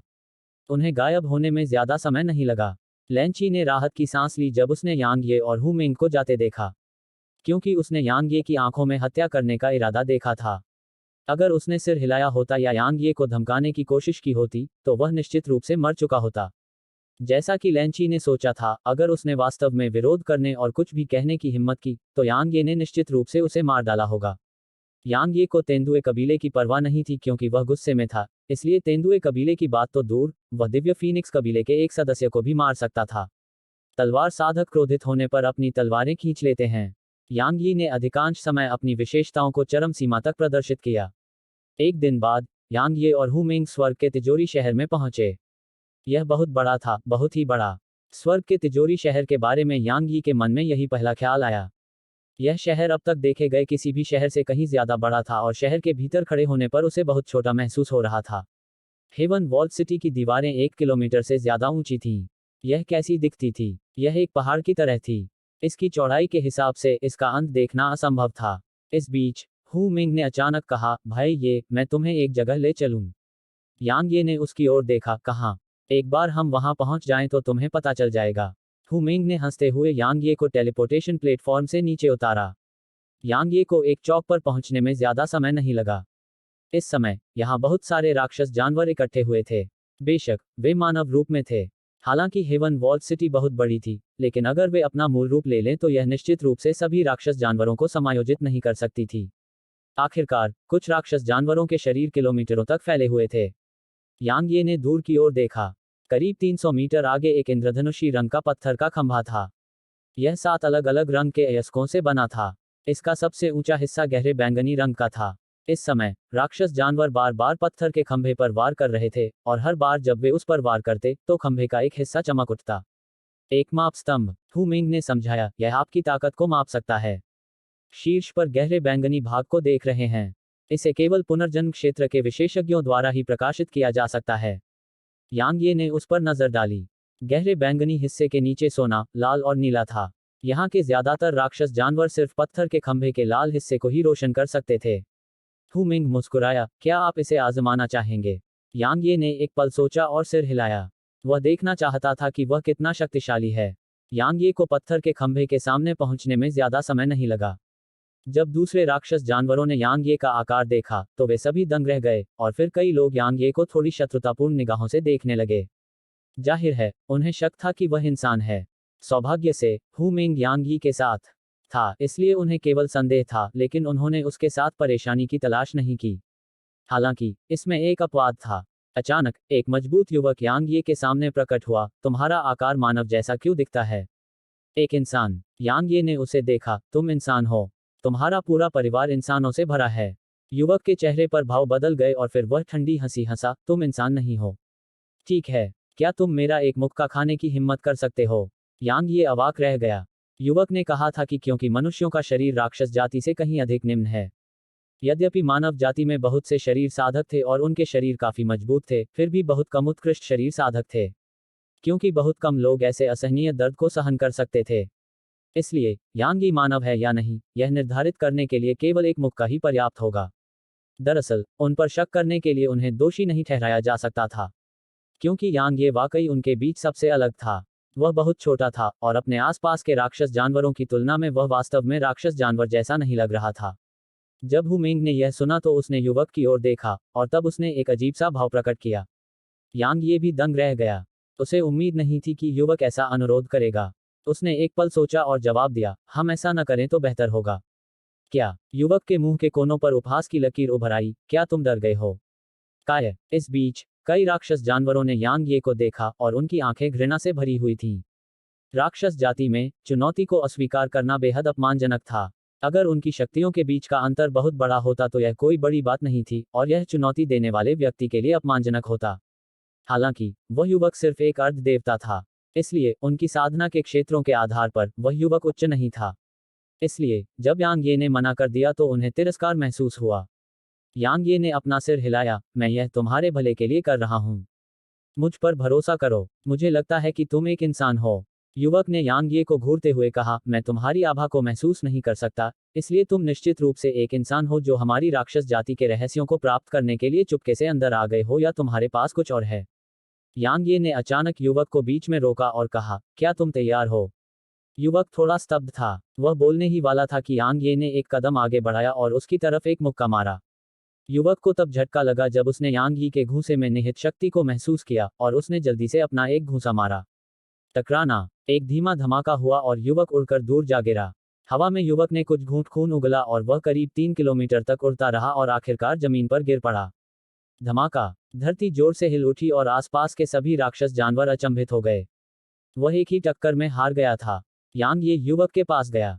युवक भयभीत था और बोलने ही वाला था, लेकिन यांग ये ने अपना हाथ हिलाया और युवक की स्थानिक अंगूठी यांग ये की मुट्ठी में आ गई।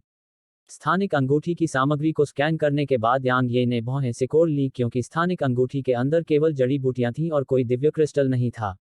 ठीक उसी तरह जैसे कि कोलोसस सिटी में लैंची से उसे स्थानिक अंगूठी मिली थी। तो स्थानिक अंगूठी में केवल स्पिरिट जड़ी बूटियां, स्पिरिट फल और इसी तरह की अन्य वस्तुएं थीं। हालांकि वे दिव्य क्रिस्टल नहीं थे, लेकिन वे बुरे भी नहीं थे। उनकी उपस्थिति के आधार पर वे कम गुणवत्ता वाले नहीं थे और उन्हें अच्छी कीमत पर बेचा जाना चाहिए। इस बीच जमीन पर पड़े युवक ने कहा, यह मेरा है। यांग ये ने युवक की ओर देखा और कहा, तुम इसे दोहराते क्यों नहीं? तुम। युवक ने यांग ये को घूर कर देखा। यांग ये के भावहीन चेहरे को देखते ही उसके दिल में अचानक ठंडक पैदा हो गई और उसने तुरंत कहा, वह तुम्हारा है। यांग ये ने कंधे उचकाए और फिर वह मुड़ा और पत्थर के खंभे की ओर चला गया। हर कोई यांग ये को देख रहा था क्योंकि वे जानना चाहते थे कि वह कितना शक्तिशाली है। यांग ये ने अपनी दाहिनी मुट्ठी भींची और उसे खंभे पर पटक दिया। धमाका। खंभा जोर से हिल गया। कुछ देर के लिए सन्नाटा छा गया, फिर खंभे के सुनहरे हिस्से से एक चमकदार रोशनी की किरण फूट पड़ी। आसपास के कुछ राक्षस जानवर चिल्ला उठे, सुनहरा। बाकी लोगों की आंखों में सदमा था। अभी अभी मारे गए उस युवक के मुंह के कोनों पर कड़वाहट की हल्की सी लकीर थी। यांग ये ने हुमेंग को देखा और पूछा, इसका क्या मतलब है? हुमेंग ने पत्थर के खंभे से अपनी नजर हटा ली और जवाब दिया, यह दर्शाता है कि आपकी शारीरिक शक्ति द्वैतवाद क्षेत्र के विशेषज्ञों के बराबर है। वह एक पल के लिए रुका और बोला, यह सोचना कि आप जैसा सन की व्यक्ति बकरी कबीले से है। यांग ये ने स्तंभ के बैंगनी हिस्से को देखा, क्या इसके लिए पुनर्जन्म क्षेत्र को प्रकाशित करने की आवश्यकता है? हुमेंग ने सिर हिलाया, सिद्धांत रूप में, हाँ। हालांकि पुनर्जन्म क्षेत्र के नीचे कुछ लोगों ने इसे रोशन कर दिया है, लेकिन वे हमारी राक्षस जाति के उत्कृष्ट प्रतिभाशाली लोग हैं। पुनर्जन्म क्षेत्र। यांग ये ने बैंगनी भाग को देखा और गहरी सोच में डूब गया। उसने अभी अभी अपनी पूरी ताकत लगा दी थी। दूसरे शब्दों में, उसकी वर्तमान शारीरिक शक्ति वास्तव में द्वैतवाद क्षेत्र के विशेषज्ञ के बराबर थी। लेकिन हुमेंग ने जो उसे बताया था, उसके आधार पर दानव जाति में कुछ ऐसे प्रतिभाशाली लोग थे जिनके पास पुनर्जन्म क्षेत्र के विशेषज्ञों के बराबर शारीरिक शक्ति थी। दूसरे शब्दों में, कुलों की बैठक में शीर्ष 3 में आने की उसकी संभावना अब उतनी अधिक नहीं थी। आखिरकार वह यहां अपनी तलवार का इस्तेमाल नहीं कर सकता था।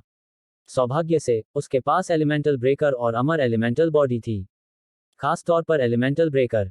एक हद तक इसे राक्षस जानवरों के लिए एक काउंटर के रूप में माना जा सकता है। यह किसी की भी सुरक्षा को भेद सकता है, तो उसके घूंसे वास्तविक क्षति पहुंचा सकते हैं। यांग ये ने अपने विचारों को रोका और हुमेंग को देखा, चलो चलें। हुमेंग ने सिर हिलाया और फिर वह यांग ये को ले गया। वे भूमिगत साधना कक्षों के एक विस्तार में पहुंचे।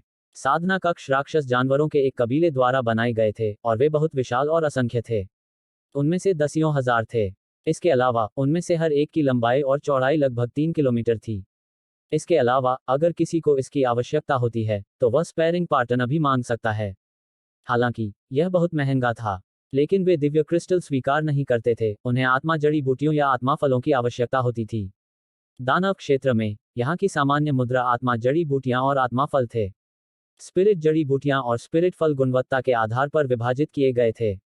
Spirit rank, heaven rank, saint rank और डिवाइन रैंक। लेंची और युवक से यांग ये द्वारा प्राप्त स्पिरिट जड़ी बूटियां सेंट रैंक पर थीं और उनमें से 10,000 से अधिक थीं। वास्तव में यह काफी बड़ी राशि थी। हालांकि यह अभी भी पर्याप्त नहीं था, क्योंकि सिर्फ खेती के कमरे में ही 1,000 सेंट रैंक स्पिरिट जड़ी बूटियां थीं। बेशक यह समय की एक विशेष अवधि थी। आमतौर पर इसकी लागत केवल कुछ 100 रुपये होती। इसका इतना महंगा होने का कारण स्वाभाविक रूप से यह था कि कई राक्षस जानवर हाल ही में स्वर्ग की तिजोरी शहर की यात्रा कर चुके थे। यांग ये कमरे में पैर फैलाकर बैठा था। अचानक हु मिंग कमरे में दाखिल हुआ और यांग ये उसे घूरने लगा।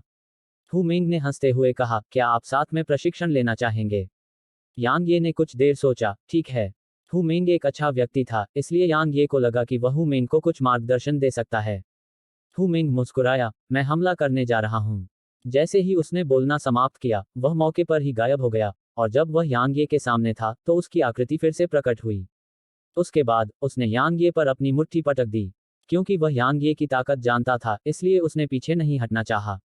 जब हु मिंग की मुट्ठी यांग ये से कुछ सेंटीमीटर दूर पहुंची, तो यांग ये ने अचानक अपनी तर्जनी और मध्यमा उंगली को एक साथ दबाया और फिर उसे हल्के से आगे की ओर टैप किया, और वह हु मिंग की अंगुली की हड्डी पर लगी। टकराना। हु मिंग ने तुरंत अपनी मुट्ठी ढीली कर दी और कई कदम पीछे हट गया। वह लगभग 300 मीटर पीछे जाने के बाद ही रुका। हु मिंग दंग रह गया और उसने कहा, क्यों? ऐसा क्यों हुआ? वह हैरान था, क्योंकि यांग ये ने अभी तक ज्यादा ताकत का इस्तेमाल नहीं किया था। यांग ये ने मुस्कुराते हुए कहा, आपके हमले में खामियां हैं। जब तक मैं अपने प्रतिद्वंद्वी के हमले में खामियां ढूंढ लूंगा, मैं कम से कम प्रयास में अधिकतम नुकसान पहुंचा सकता हूं। उसके पास प्रबुद्ध तलवार हृदय था और इसकी क्षमता दूसरों के हमलों में खामियों का पता लगाने की थी। जब तक वह उनकी खामियों का पता लगाता, तब तक इससे कोई फर्क नहीं पड़ता था कि वह तलवार का इस्तेमाल कर रहा था या नहीं। इसके अलावा जब उसने पहले अपनी उंगलियों को आपस में दबाया था, तो वह वास्तव में अपनी उंगलियों को तलवार के रूप में इस्तेमाल कर रहा था, लेकिन उसने इसे गहन ऊर्जा और तलवार के इरादे से नहीं बढ़ाया। हु मिंग ने भौहें सिकोड़ी और बहुत हैरान हुआ। खामियां। यांग ये ने सिर हिलाया, हर एक चाल में अपनी खामियां होती हैं। ठीक तुम्हारे पिछले हमले की तरह। तुमने अपनी खामियां उजागर कर दी। अगर मेरे हाथ में पहले से कोई धारदार हथियार होता, तो न सिर्फ मैं तुम्हारे हमले से निपट पाता, बल्कि मैं इस मौके का फायदा उठाकर तुम्हारी जान भी ले लेता। अब मैं समझ गया। हु मिंग ने गंभीरता से कहा, जिस चीज के बारे में आप बात कर रहे हैं, वह ऐसी चीज है जिसे हमारी राक्षस जाति हमेशा मानव जाति के हाथों भुगतती है। भले ही उनमें से कई शारीरिक शक्ति और बचाव के मामले में हमसे कमतर हैं, लेकिन अगर यह चपलता और खामियों को खोजने की क्षमता के मामले में है, जिसके बारे में आपने अभी बात की है, तो हम मानव जाति से बहुत कमतर हैं। मानव जाति। यांग ये ने अपना सिर हिलाया और खुद से ही मुस्कुराया। तुम्हारे सामने एक मानव है। इस बीच हु मिंग ने कहा, मैं इंसानों की वह तकनीक नहीं सीख सकता। उसने यांग ये की ओर देखा और आगे कहा, तुमने मेरी खामियों का पता कैसे लगाया? यांग ये शांत रही और बोली, सीख कर। मैंने एक इंसान के हाथों कष्ट झेला है, इसलिए मैंने उनसे सीखने के लिए कड़ी मेहनत की ताकि मुझे फिर से वही समस्या न झेलनी पड़े। हु मिंग ने पूछा, चूंकि वह व्यक्ति आपको इस तरह का नुकसान पहुंचाने में सक्षम था, इसलिए उसे मजबूत होना चाहिए। उस व्यक्ति का नाम क्या है? क्या वह व्यक्ति मानव जाति के असाधारण प्रतिभाशाली लोगों में से एक था? यांग ये ने गंभीरता से कहा, नहीं, उसका नाम यांग ये था। वह एक बहुत ही असाधारण व्यक्ति है, और मैं अपने दिल की गहराई से उसकी प्रशंसा करता हूँ। वह यांग ये। हु मिंग की आंखें अचानक चौड़ी हो गईं, और वह आश्चर्य से बोला, तुम यांग ये से मिले? यांग ये दंग रह गया, तुम उसे जानते हो? हु मिंग जोर से हंसा, क्या हमारी राक्षस जाति में कोई ऐसा है जो उसे नहीं जानता? यांग ये ने घबरा कर कहा, तुम्हें उसके बारे में कैसे पता चला? इस समय यांग ये वास्तव में उत्सुक था। निचले आयामों में उसकी प्रतिष्ठा काफी अच्छी थी, इसलिए यह अजीब नहीं होगा अगर हु मिंग निचले आयामों से था। यह अजीब नहीं होगा अगर हु मिंग बड़ी दुनिया में मानव जाति का हिस्सा था। क्योंकि बड़ी दुनिया में मानव जाति से हर कोई जानता था कि उसने बड़ी दुनिया में अपना रास्ता बनाया है। हालांकि यह दानव क्षेत्र था और हु मिंग स्पष्ट रूप से एक साधारण राक्षस जानवर था। लेकिन हु मिंग उसका नाम जानता था। हु मिंग ने सिर हिलाया, वह एक बहुत ही दुर्जय व्यक्ति है। यांग ये ने सिर हिलाया और बेहद गंभीर तरीके से बोला, वह दुर्जय है, बेहद दुर्जय। मैं उसकी तुलना बिल्कुल नहीं कर सकता। हु मिंग के पास कहने के लिए शब्द नहीं थे। हु मिंग ने यांग ये की ओर देखा और कहा, क्या वह वास्तव में इतना मजबूत है? यांग ये ने अत्यंत गंभीर भाव से सिर हिलाया, अत्यंत मजबूत। हु मिंग ने थोड़ा सिर हिलाया, अगर आपको भी लगता है कि वह इतना मजबूत है, तो ऐसा लगता है कि वह आदमी वास्तव में बहुत मजबूत है। यांग ये मुस्कुराया और फिर वह गंभीरता से बोला, तुमने उसके बारे में कैसे सुना? दिव्य फीनिक्स कबीले की राजकुमारी। हु मिंग ने धीमी आवाज में कहा, उसने कहा कि जो कोई भी यांग ये को मार देगा, वह दिव्य फीनिक्स कबीले के पवित्र मैदान में साधना कर सकता है। इसके अलावा वह व्यक्ति उसके द्वारा एकत्रित दिव्य ज्वालाओं में से एक को भी चुन सकता है। मो शियाओलिंग। यांग ये का चेहरा धीरे धीरे ठंडा हो गया। वह मुझसे कितनी नफरत करती है। इस बीच हु मिंग ने कहा, भले ही वे परिस्थितियां बेहद आकर्षक हों, लेकिन बहुत कम राक्षस जानवरों ने उस मिशन को स्वीकार किया। यांग ये हैरान था, क्यों? हु मिंग ने जवाब दिया, मुझे लगता है कि आप नहीं जानते कि वह कितनी ताकतवर है। चूंकि वह भी उसका कुछ नहीं बिगाड़ सकी, इसलिए यह स्पष्ट है कि वह आदमी यांग ये कितना ताकतवर है। यांग ये ने पूछा, क्या दिव्य फीनिक्स कबीले की राजकुमारी राक्षस जाति में बहुत प्रसिद्ध है? हु मिंग ने जोर से हंसते हुए कहा, वह सिर्फ प्रसिद्ध नहीं है, आप नहीं जानते कि वह कितनी दुर्जय है। वह दानव जाति में एक अधिपति की तरह है। उसका तर्क अद्वितीय है। किसी भी मामले में हमारी दानव जाति में जो कोई भी उससे मिलता है, उसे निश्चित रूप से कष्ट होगा। मुझे आश्चर्य है कि क्या वह कुलों की बैठक में भाग लेगी। हालांकि वह जिस तरह से गर्वित है, उसके आधार पर मुझे नहीं लगता कि वह ऐसा करेगी।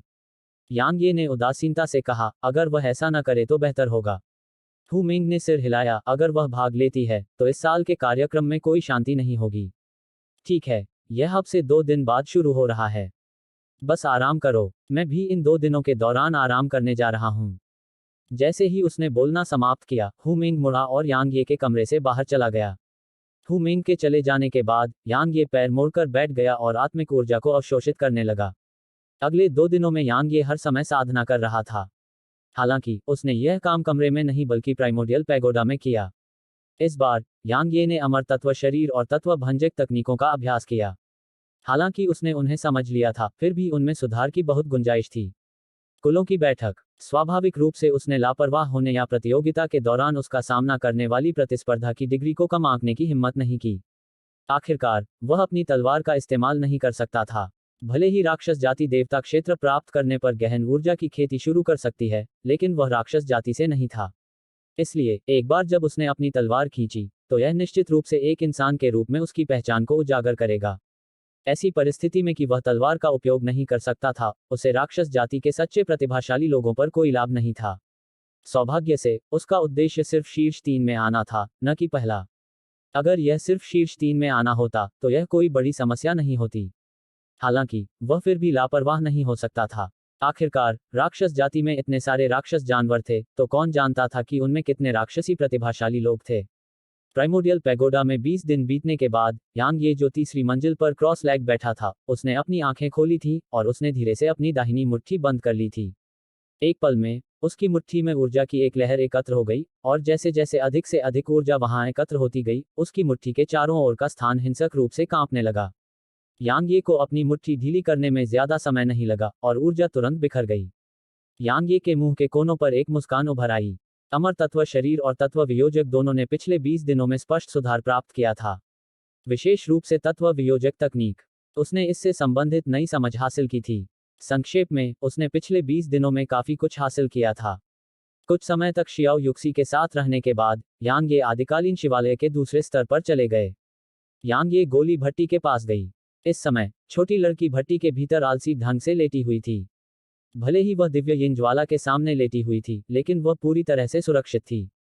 इसके अलावा दिव्य यिन ज्वाला बार बार उसे अपनी लपटों में ढक रही थी। जब वह उससे घिरी हुई थी, तो छोटी लड़की खुश और आराम से लग रही थी। यांग ये ने उसे देखते हुए मुस्कुराया।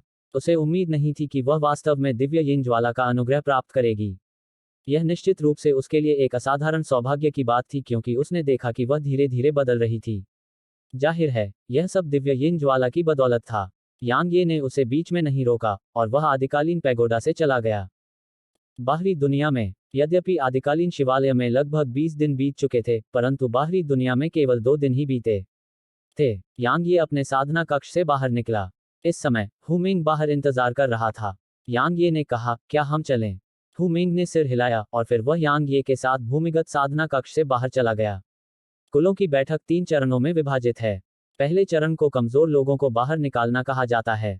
जब वे यात्रा कर रहे थे, तो हु मिंग ने समझाया, क्योंकि बहुत से लोग भाग ले रहे हैं, इसलिए पहले चरण के दौरान कमजोर लोगों को बाहर निकाल दिया जाएगा।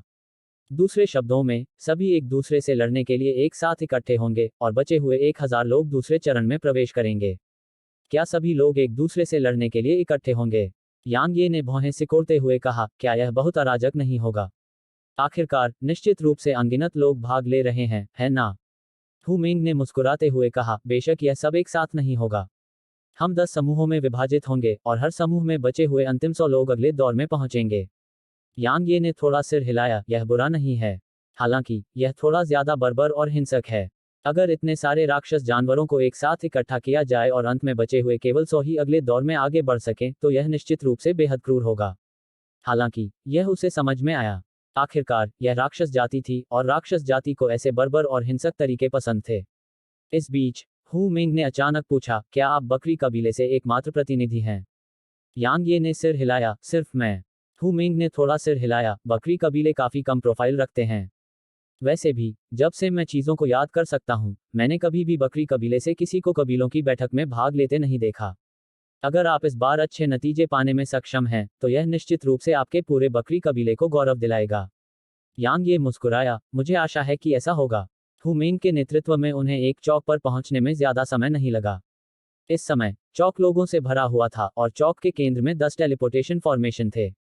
स्थानिक युद्ध क्षेत्र। इस बीच, हु मिंग ने समझाया, हमारे दानव गठबंधन द्वारा बनाए गए स्थानिक युद्ध क्षेत्र उन टेलीपोर्टेशन संरचनाओं के दूसरी तरफ हैं। हालांकि यांगे को बहुत सी चीजों के बारे में ज्यादा जानकारी नहीं थी, फिर भी उसे यांगे पर शक नहीं था। क्योंकि जहां तक उसका सवाल था, यांगे बकरी कबीले से था और बकरी कबीला दानव जाति में सबसे नीचे था। इस तथ्य के साथ कि यह यांगे का यहां पहली बार आना था, उसे लगा कि यह स्वाभाविक ही था कि यांगे को यह सब नहीं पता था। दानव गठबंधन। यांगे ने हुमेंग को देखा, वह क्या है? हुमेंग ने बताया, हमारी दानव जाति में कई कबीले हैं, लेकिन हर कबीला खुद पर शासन करता है। दूसरी जातियों को हमें परेशान करने से रोकने के लिए हमने दानव गठबंधन बनाया है। अगर हम अपने क्षेत्र के बाहर से आक्रमणकारियों का सामना करते हैं, तो गठबंधन आदेश देगा और सभी कबीलों को उन आदेशों का पालन करना होगा। दिव्य फीनिक्स कबीले और स्वर्गीय ड्रैगन कबीले जैसे शक्तिशाली कबीलों को भी उन आदेशों का पालन करना होगा। हमें इस महाद्वीप पर जीवित रहने के लिए एकजुट रहना होगा। यांग ये ने सिर हिलाया। आकाश महाद्वीप जीवों की अनेक जातियों से भरा हुआ है, इसलिए यदि कोई जाति एकजुट नहीं रहती, तो परिणाम विनाश होगा। हु मिंग ने कहा, चलो हम अपना पंजीकरण करा लें। यांग ये दंग रह गया, हमें पंजीकरण कराना होगा। बेशक, हु मिंग ने आगे कहा, नहीं तो कोई कैसे जान पाएगा कि तुम कौन हो? यांग ये ने सिर हिलाया, ठीक है। उन्हें टेलीपोर्टेशन संरचनाओं के सामने एक बूढ़े व्यक्ति के पास पहुंचने में ज्यादा समय नहीं लगा। बूढ़े व्यक्ति के हाथ में एक स्क्रॉल था जो लगभग 3 मीटर चौड़ा था, और वह कुछ रिकॉर्ड कर रहा था। बूढ़े आदमी ने अपना सिर भी नहीं उठाया और बोला, नाम और गोत्र बताओ। यांग ये ने एक पल सोचा और कहा, बकरी कबीला। जियो यांग। उसने ये यांग का इस्तेमाल इसलिए नहीं किया क्योंकि उसने डार्क हेल कॉन्टिनेंट पर उस नाम का इस्तेमाल किया था। इसके अलावा, उसने कई अन्य जगहों पर भी यही नाम इस्तेमाल किया था। दिव्य फीनिक्स कबीले की उससे दुश्मनी थी, इसलिए उसने निश्चित रूप से उसकी जांच की होगी। अगर उन्हें पता होता कि उसने अतीत में कौन से नकली नाम इस्तेमाल किए थे और वह अभी भी उनका इस्तेमाल करता है, तो वह काफी शर्मनाक स्थिति में पड़ सकता है। बूढ़े आदमी ने यह सुनकर यांग ये की तरफ देखा। यांग ये की आकृति देखकर वह स्पष्ट रूप से दंग रह गया और फिर उसने कहा, बकरी कबीला। यांग ये ने उदासीनता से कहा, मैं ऐसा नहीं दिखता। बूढ़े आदमी ने यांग ये की तरफ देखा और कहा, तुम वाकई एक जैसी दिखती हो। हालांकि, क्या तुम वाकई निश्चित हो? हालांकि प्रतियोगिता के दौरान हत्या करना प्रतिबंधित है, लेकिन अतीत की प्रतियोगिताओं के दौरान कुछ लोगों का मरना बहुत आम बात है। यांग ये ने जवाब दिया, मैं मौत से नहीं डरता। बूढ़े व्यक्ति ने सिर हिलाया, मैं आपको चेतावनी दे दूं कि एक बार जब आप अपना पंजीकरण करा लेते हैं और प्रतियोगिता के दौरान आपके साथ कुछ होता है, तो जिम्मेदारी आपकी होगी। यांग ये ने कहा, दूसरे शब्दों में, अगर किसी की हत्या हो जाती है, तो उस राक्षस जानवर का कबीला बदला नहीं ले सकता, है ना? बेशक, बूढ़े आदमी ने कहा, कुलों की बैठक के दौरान आपका भाग्य आपकी अपनी जिम्मेदारी है। यदि आप किसी को मारते हैं, तो आपको चिंता करने की जरूरत नहीं है क्योंकि उनके कबीले आपसे बदला नहीं ले सकते। यदि वे बदला लेने पर जोर देते हैं, तो हमारा दानव गठबंधन आपकी मदद करेगा। बेशक, यदि आप मारे जाते हैं, तो बकरी कबीला भी आपका बदला नहीं ले सकता। तो, क्या आप अभी भी भाग लेने जा रहे हैं? यांग ये ने सिर हिलाया। कहने की जरूरत नहीं है कि दानव जाति ने इस पहलू में बहुत अच्छा प्रदर्शन किया। प्रतियोगिता में उनका भाग्य उनकी अपनी जिम्मेदारी थी। इस तरह, दानव जाति के भीतर आंतरिक कलह की संभावना सबसे कम होगी। मानव जाति अलग थी। अगर मनुष्यों द्वारा आयोजित प्रतियोगिता के दौरान कोई मारा जाता है तो इसका परिणाम यह हो सकता है कि उसे उस व्यक्ति के कबीले का बदला भुगतना पड़ेगा। इस तरह दो कबीले युद्ध में उतर सकते हैं। मानव जाति को अपनी शक्ति स्वयं खर्च करना पसंद था। जब उसने यांग ये को सिर हिलाते हुए देखा तो बूढ़े आदमी ने एक शब्द भी नहीं कहा। उसने यांग ये को पहचान लिया और कहा, अब तुम अंदर जा सकते हो।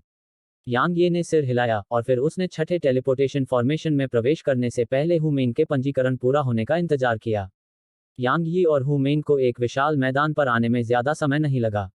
यह मैदान असीम और बहुत विस्तृत था।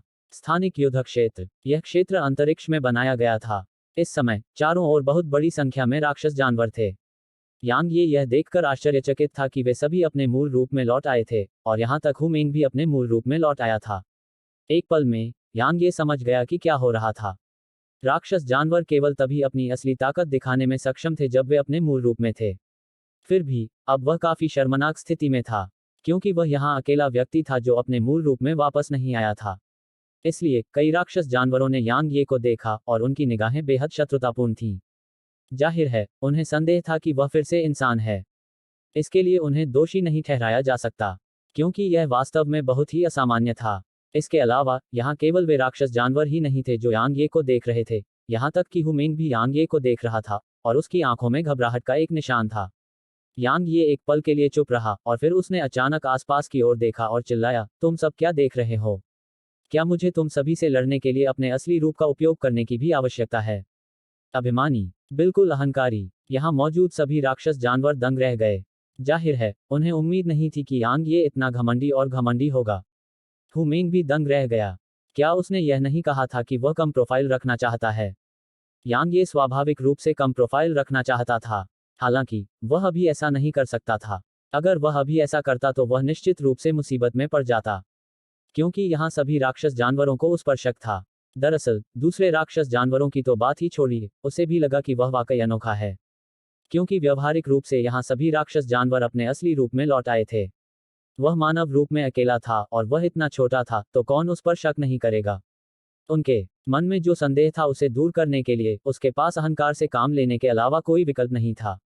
वह उन्हें यह बताना चाहता था कि ऐसा नहीं था कि उसने अपना असली रूप लेने से इनकार कर दिया था, बल्कि ऐसा था कि वे उसके असली रूप लेने के योग्य नहीं थे। हालांकि ऐसा करने से उनके मन में उसके प्रति संदेह कुछ समय के लिए दूर हो जाता, लेकिन यह बहुत अपमानजनक था।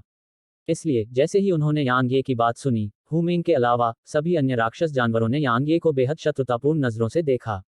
मैं तुम्हें जानता हूँ, तुम बकरी कबीले से हो। इस बीच एक बिल्कुल काला भेड़िया यांग ये के पास आया। उसने यांग ये की तरफ देखा और कहा, मुझे समझ में नहीं आ रहा, बकरी कबीला इतना घमंडी कब हो गया? काले भेड़िए को देखकर अन्य राक्षस जानवरों के चेहरों पर बनावटी मुस्कान आ गई। भेड़िया कबीले को बकरी कबीले का स्वाभाविक दुश्मन माना जा सकता है। वास्तव में कई कबीले बकरी कबीले के स्वाभाविक दुश्मन थे। अपनी शारीरिक बनावट के कारण बकरी कबीला हमेशा से बहुत कमजोर रहा है और यह कबीलों में सबसे कमजोर था। अगर दानव जाति के नियम न होते जो अन्य कबीलों के वध पर रोक लगाते हैं, तो बकरी कबीला बहुत पहले ही गायब हो गया होता। यांग ये बोलने ही वाले थे कि तभी एक आवाज गूंजी, अगर कोई भी शुरू होने से पहले हमला करता है तो आप भाग लेने का अपना अधिकार खो देंगे। कई राक्षस जानवरों की आंखों में निराशा की झलक दिखाई दी। इस बीच काले भेड़िए ने कहा, याद रखना कि मैं तुम्हें बाद में जिंदा खा जाऊंगा। जैसे ही उसने बोलना समाप्त किया, वह मुड़ा और एक तरफ चला गया। हालांकि उसकी आभा यांग ये पर टिकी हुई थी। इस बीच हु मिंग ने अचानक पूछा, क्या आप कम प्रोफाइल नहीं रखना चाहते थे? यांग ये मुस्कुराया और चुप रहा। वह स्वाभाविक रूप से कम प्रोफाइल रखना चाहता था, हालांकि वह अभी ऐसा नहीं कर सकता था। ठीक इसी क्षण की तरह आसपास के वे राक्षस जानवर अब उसे संदेह से नहीं देख रहे थे। बेशक वे दोस्ताना भी नहीं थे। आखिरकार उसने जो कहा था उससे निस्संदेह यहाँ कई राक्षस जानवरों को ठेस पहुंची थी। भले ही वह ड्रेकोनिफिकेशन का उपयोग कर सकता था, लेकिन अगर वह कहता कि वह स्वर्गीय ड्रैगन कबीले से है तो वह तुरंत ध्यान का केंद्र बन जाएगा। इसके अलावा स्वर्गीय ड्रैगन कबीला निश्चित रूप से उसे खोजने आएगा। उस समय वह मुश्किल में पड़ जाएगा। हु मिंग ने एक पल के लिए हिचकिचाते हुए कहा, मुझे नहीं पता कि तुमने ऐसा क्यों किया, लेकिन यह वाकई बहुत मूर्खतापूर्ण था, क्योंकि इससे दूसरे लोग तुम्हें निशाना बनाएंगे। अगर तुम ऐसी जगह पर निशाना बनोगे तो परिणाम। यांग ये मुस्कुराया, यह ठीक है। हु मिंग ने यांग ये की ओर देखा, सिर हिलाया और आगे कुछ नहीं बोला। हालांकि वह यांग ये को बहुत लंबे समय से नहीं जानता था, फिर भी वह यांग ये को थोड़ा बहुत समझता था। यांग ये आत्मविश्वासी था, बेहद आत्मविश्वासी। इसके अलावा यांग ये मूर्ख नहीं था। तो निश्चित रूप से कोई कारण था कि यांग ये ने ऐसा क्यों किया। हालांकि वह अभी भी काफी चिंतित था। आखिरकार हर तरफ से घेर लिया जाना भयानक होगा। यांग ये ने हुमेंग को देखा और कहा, क्या हमारी राक्षस जाति में कोई विशेष रूप से दुर्जय प्रतिभाशाली व्यक्ति हैं? बेशक, हुमेंग ने सिर हिलाया। सबसे प्रसिद्ध स्वाभाविक रूप से दिव्य फीनिक्स कबीले की राजकुमारी है। हालांकि वह सबसे मजबूत नहीं है। 3 अन्य हैं। यांग ये ने पूछा, कौन? हुमेंग ने बताया, स्वर्गीय ड्रैगन कबीले के क्राउन प्रिंस गु यंगलोंग, डेविल ऐप कबीले के युआन नी और फैंटम फॉक्स कबीले के हुआन मिंगक्सुआन। वे हमारी राक्षस जाति की युवा पीढ़ी में सबसे ताकतवर हैं। बेशक, दिव्य फीनिक्स कबीले की राजकुमारी मोशियाओलेंग भी सबसे ताकतवर में से एक है। हालांकि उन चारों के अलावा निश्चित रूप से कई अन्य असाधारण प्रतिभाशाली लोग भी हैं। आखिरकार कई प्रतिभाशाली लोग तुलनात्मक रूप से कम प्रोफाइल रखते हैं। यांग ये ने सिर हिलाया। वास्तव में कई प्रतिभाशाली लोग कम प्रोफाइल रखते हैं, और जो लोग अपनी क्षमता को गुप्त रखते हैं वे कभी कभी सबसे भयानक होते हैं। इस बीच हु मिंग ने कहा, लेकिन इस बार गु यंगलोंग और अन्य लोग भाग नहीं लेंगे। यांग ये हैरान था, क्यों? हु मिंग ने जोर से हंसते हुए कहा, क्योंकि वे अपने आप आगे बढ़ गए थे। दूसरे शब्दों में, प्रतियोगिता में शीर्ष 3 हमारे राक्षस जाति का प्रतिनिधित्व करेंगे।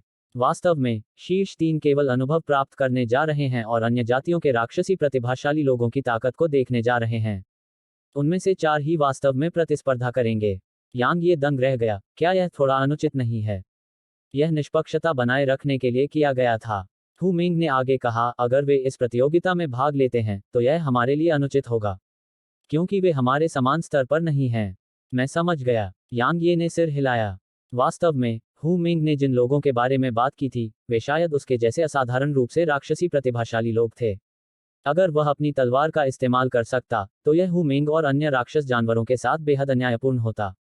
लेकिन अब वह अपनी तलवार का इस्तेमाल नहीं कर सकता था, इसलिए यह हु मिंग और अन्य लोगों के साथ अन्याय नहीं था, यह उसके साथ अन्याय था। अचानक यांग यी से लगभग 300 मीटर दूर अंतरिक्ष में एक बिंदु कांप उठा और फिर जमीन से कई विशाल स्तंभ उभर आए। 100 स्तंभों को यहां खड़े होने में ज्यादा समय नहीं लगा। यांग ये हैरान था, यह क्या है? हु मिंग ने समझाया, 100 पत्थर के खंभे। प्रत्येक खंभे पर केवल एक व्यक्ति रह सकता है। एक बार पहला दौर समाप्त हो जाने के बाद जो लोग अभी भी खंभे पर बचे हैं वे अगले दौर में प्रवेश करेंगे। इसलिए एक भयंकर युद्ध हमारा इंतजार कर रहा है। यांग ये ने आसपास के माहौल पर नजर डाली। यहाँ हजारों राक्षस जानवर थे। इसके अलावा यहाँ लगातार कई और जानवर प्रवेश कर रहे थे। 100 पत्थर के खंभों के लिए हजारों लोग लड़ रहे हैं। यह कितना भीषण होगा। हालांकि जो लोग अंत में पत्थर के खंभों पर टिके रह पाए वे निश्चित रूप से सबसे मजबूत होंगे। उन्मूलन का यह तरीका वास्तव में कमजोरों को खत्म करने में सक्षम था।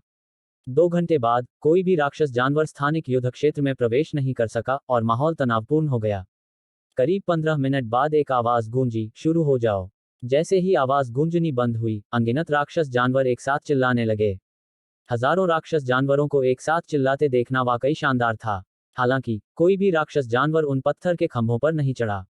इस समय जो भी सबसे पहले आक्रमण करेगा उसे अनगिनत राक्षस जानवरों द्वारा निशाना बनाया जाएगा। आगे चलने वाले पक्षी को हमेशा सबसे पहले मारा जाता है। हालांकि यह ज्यादा समय तक नहीं चला। एक राक्षस जानवर को पत्थर के खंभे पर प्रकट होने में ज्यादा समय नहीं लगा। हालांकि अनगिनत राक्षस जानवरों को अपने शरीर को उस पर पटकने में बस एक पल लगा। एक क्षण में ही वह राक्षस मृत्यु के कगार पर पहुंच गया। इस बीच यहां मौजूद दूसरे राक्षस जानवर अब और चुपचाप खड़े नहीं रह सकते थे। वे सभी पत्थर के खंभों की ओर दौड़ पड़े। इसके बाद का दृश्य देखकर यांग ये काफी हैरान हो गया। अनगिनत राक्षस जानवर उन पत्थर के खंभों पर हमला कर रहे थे, लेकिन कोई भी 2 सांसों से ज्यादा समय तक उन पर नहीं टिक सका। व्यवहारिक रूप से जो कोई भी खंभे पर चढ़ता था उसे उसके पीछे के दूसरे राक्षस जानवर नीचे गिरा देते थे। अगर कोई खंभे पर मौजूद राक्षस जानवर को नीचे नहीं गिरा पाता तो 2 मिलकर सेना बनाते, अगर 2 असफल हो जाते तो एक समूह मिलकर सेना बनाता। यह अराजक और तीव्र था। यहाँ स्थिति अत्यंत अराजक एवं तीव्र थी। इस बीच यांग ये ने हु मिंग को देखा, क्या हमें आगे बढ़ना चाहिए? हु मिंग ने अपना सिर हिलाया, यह तो बस शुरुआत है। चलो अभी इंतजार करते हैं। वैसे भी यह 2 घंटे बाद ही खत्म होगा, इसलिए कोई जल्दी नहीं है। यांग ये ने सिर हिलाया। कुछ समय बीत गया। धमाका। अचानक दूर से एक भयानक आभा छा गई और फिर कई राक्षस जानवरों को बार बार पीछे की ओर धकेल दिया गया। हु मिंग ने गंभीरता से कहा, वास्तव में दुर्जय प्रतिभाशाली लोग अपनी चाल चल रहे हैं। यांग ये ने ऊपर देखा और देखा कि एक राक्षस जानवर जो शेर के आकार का था और पूरी तरह से सुनहरा था, छलांग लगाकर सबसे ऊंचे पत्थर के खंभे पर उतर आया था। इस समय यांग ये ने कुछ नोटिस किया। उसने देखा कि इलाके के बीच में 3 बहुत ऊंचे पत्थर के खंभे थे। उन 3 पत्थर के खंभों में बीच में सबसे ऊंचा पत्थर का खंभा था, दूसरा सबसे ऊंचा पत्थर का खंभा बाईं ओर था और तीनों में सबसे छोटा खंभा दाईं ओर था। शीर्ष 3। हु मिंग ने समझाया, यदि आप उन 3 स्तंभों में से किसी एक पर अंत तक टिके रहते हैं तो आपका नाम तुरंत स्वर्ग के तिजोरी शहर में फैल जाएगा। हालांकि वहां बने रहना वास्तव में कठिन है, क्योंकि सच्ची ताकत वाले लोग उन 3 स्तंभों को चुनेंगे। उसने यांग ये को देखा और कहा, क्या तुम इसे आजमाना चाहते हो? यांग ये ने जल्दी से अपना सिर हिलाया, मुझे बस एक सामान्य पत्थर का खंभा चाहिए। जहां तक उसका सवाल था, अगले दौर में आगे बढ़ना ही मायने रखता था। हु मिंग ने कहा, वास्तव में आपके पास एक मौका है। यांग ये मुस्कुराया और जवाब में कुछ नहीं कहा। वह दूर की ओर देखने के लिए मुड़ा। वहां लड़ाई बहुत भयंकर थी। उसके अनुमान के आधार पर ऐसी स्थिति तब तक जारी रहेगी जब तक कि पहला दौर खत्म नहीं हो जाता। थोड़ी देर बाद हु मिंग ने कहा, मैं युद्ध में शामिल होने जा रहा हूं। जैसे ही उसने बोलना समाप्त किया, वह दूर की ओर भाग गया।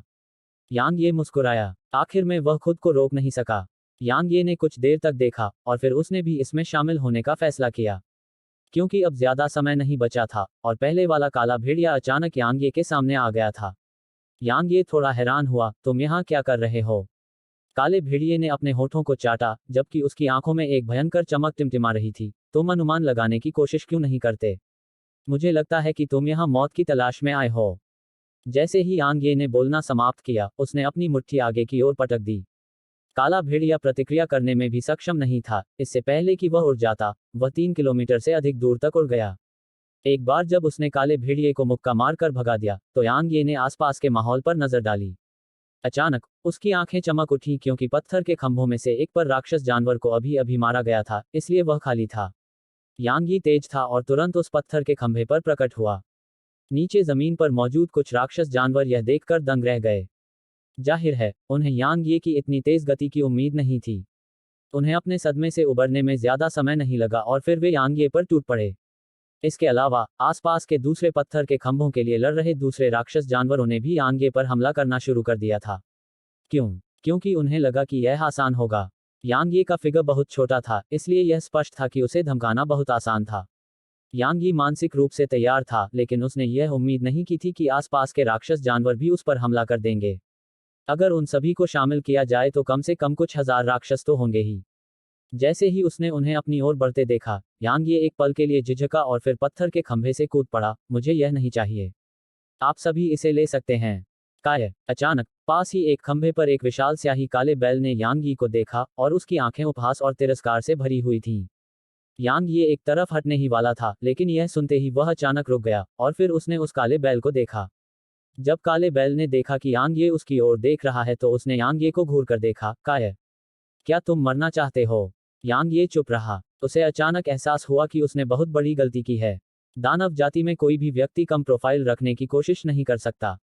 जितना अधिक कोई ऐसा करने की कोशिश करता है, उतनी ही आसानी से मुसीबत खड़ी हो जाती है। यहाँ केवल ताकत का ही सम्मान किया जाता था, इसलिए उसे अपनी ताकत का प्रदर्शन करना पड़ा। जैसे ही उसने इस बिंदु तक सोचा, यांग ये ने अपनी गर्दन को मोड़ लिया। एक पल बाद वह विशाल बैल के सामने आया और फिर उसने अपनी मुट्ठी आगे पटक दी। जब काले बैल ने देखा कि यांग ये ने वास्तव में उस पर हमला करने का साहस किया है, तो उसकी आंखों में क्रूरता चमक उठी और उसने अपने शरीर को यांग ये की दिशा में पटक दिया। टकराना। जैसे ही यांग ये की मुट्ठी ने काले बैल पर प्रहार किया, काला बैल तुरंत उड़ गया। यांग ये और काले बैल के तुलनात्मक रूप से करीब रहने वाले राक्षस जानवर दंग रह गए। जाहिर है, उन्हें उम्मीद नहीं थी कि यांग ये इतना शक्तिशाली होगा। आखिरकार वह विशाल काला बैल लंबे समय से उस पत्थर के खंभे पर कब्जा कर रहा था और इससे साफ पता चलता है कि बैल कितना शक्तिशाली था। हालांकि वह विशालकाय काला बैल यांग ये के एक ही मुक्के से उड़ गया था। यांग ये नहीं रुका। उसकी आकृति चमकी और काले बैल के पीछे दिखाई दी और फिर उसने बैल की पूंछ पकड़ ली और उसे ऊपर उठाकर जमीन पर पटक दिया। धमाका। एक जोरदार धमाका हुआ और फिर जमीन में एक बड़ा छेद हो गया। एक पल बाद यांग ये हवा में उछला और उसने अभी भी उस विशाल बैल की पूंछ पकड़ी हुई थी। जब वह जमीन से लगभग 300 मीटर दूर पहुंचा, तो उसने बैल की पूंछ छोड़ दी और फिर उसने बैल की पीठ पर अपना पैर पटक दिया।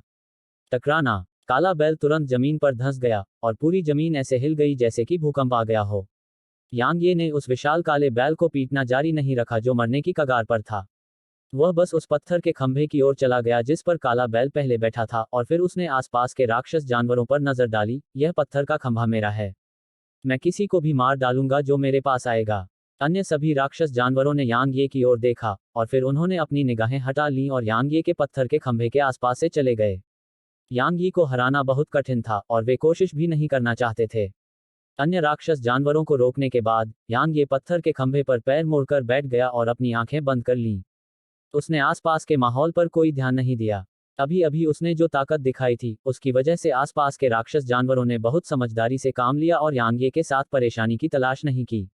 वहां बहुत सारे पत्थर के खंभे थे और उन खंभों पर मौजूद सभी राक्षस जानवर यांगी जितने शक्तिशाली नहीं थे, इसलिए उन्होंने उन दूसरे खंभों को निशाना बनाना शुरू कर दिया। यांगे ने पत्थर के खंभे पर अपनी आंखें बंद कर लीं और पहले की लड़ाई को याद किया। यहाँ राक्षस जानवरों को रोकने के लिए उसने पीछे नहीं हटना चाहा, और यही कारण था कि वह उस काले बैल को तुरंत हराने में सक्षम था। हालांकि उसने एक समस्या देखी, और वह यह थी कि उसकी पूरी ताकत उस काले बैल की सुरक्षा को भेदने में सक्षम नहीं थी। वह इसमें से बिल्कुल भी नहीं निकल सका। यह क्या दर्शाता था? यह दर्शाता था कि राक्षस जाति की शारीरिक सुरक्षा उसकी अपेक्षाओं से कहीं बढ़कर थी।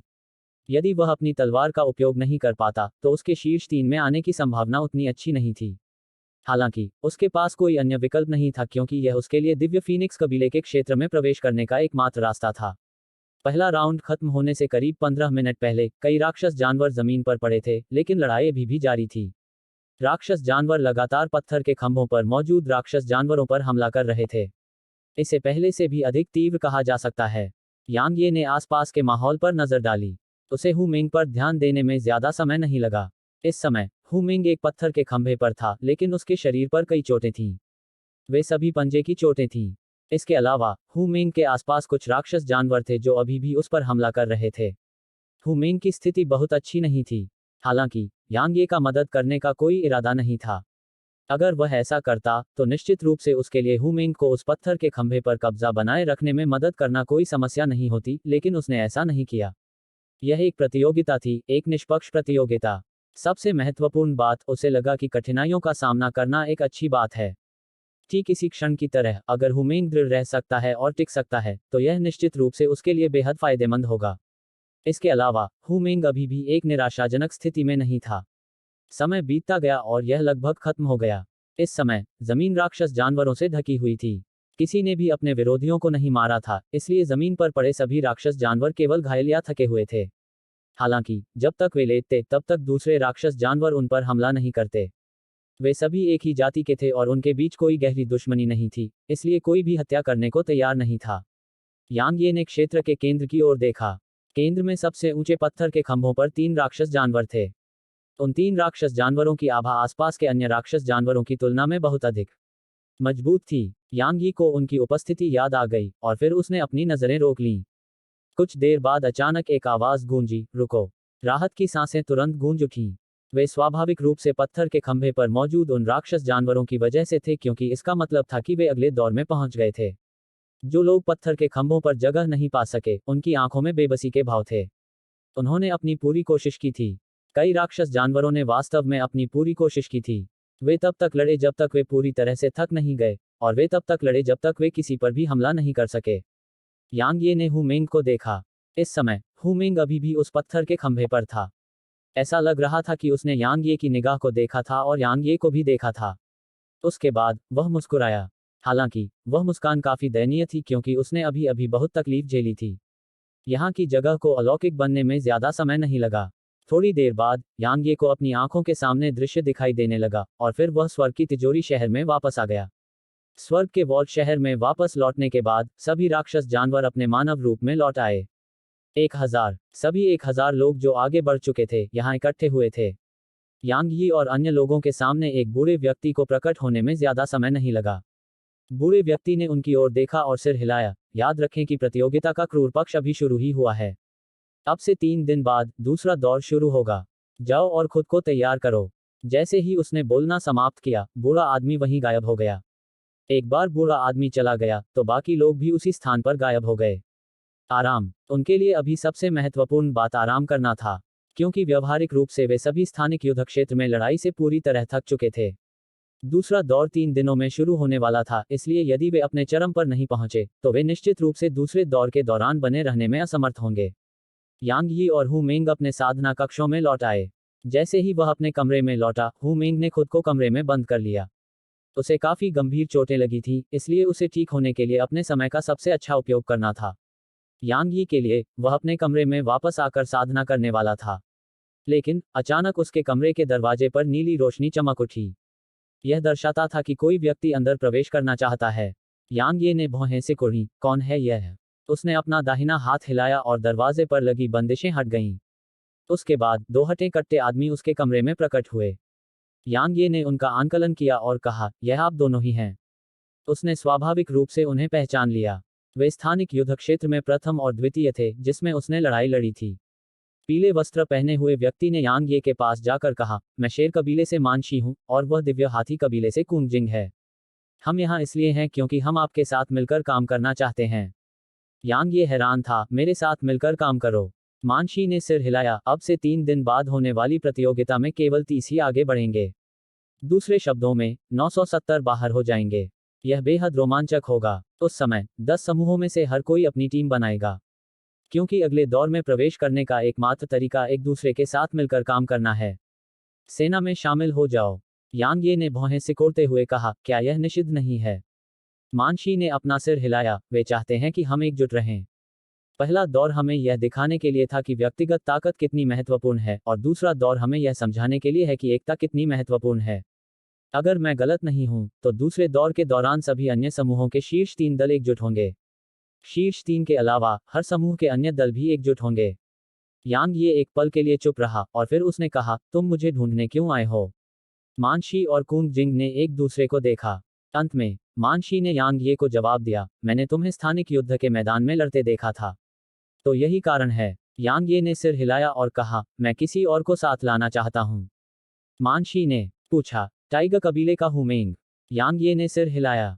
मानशी ने अपना सिर हिलाया, वह पर्याप्त मजबूत नहीं है, इसलिए उसका सफाया होना तय है।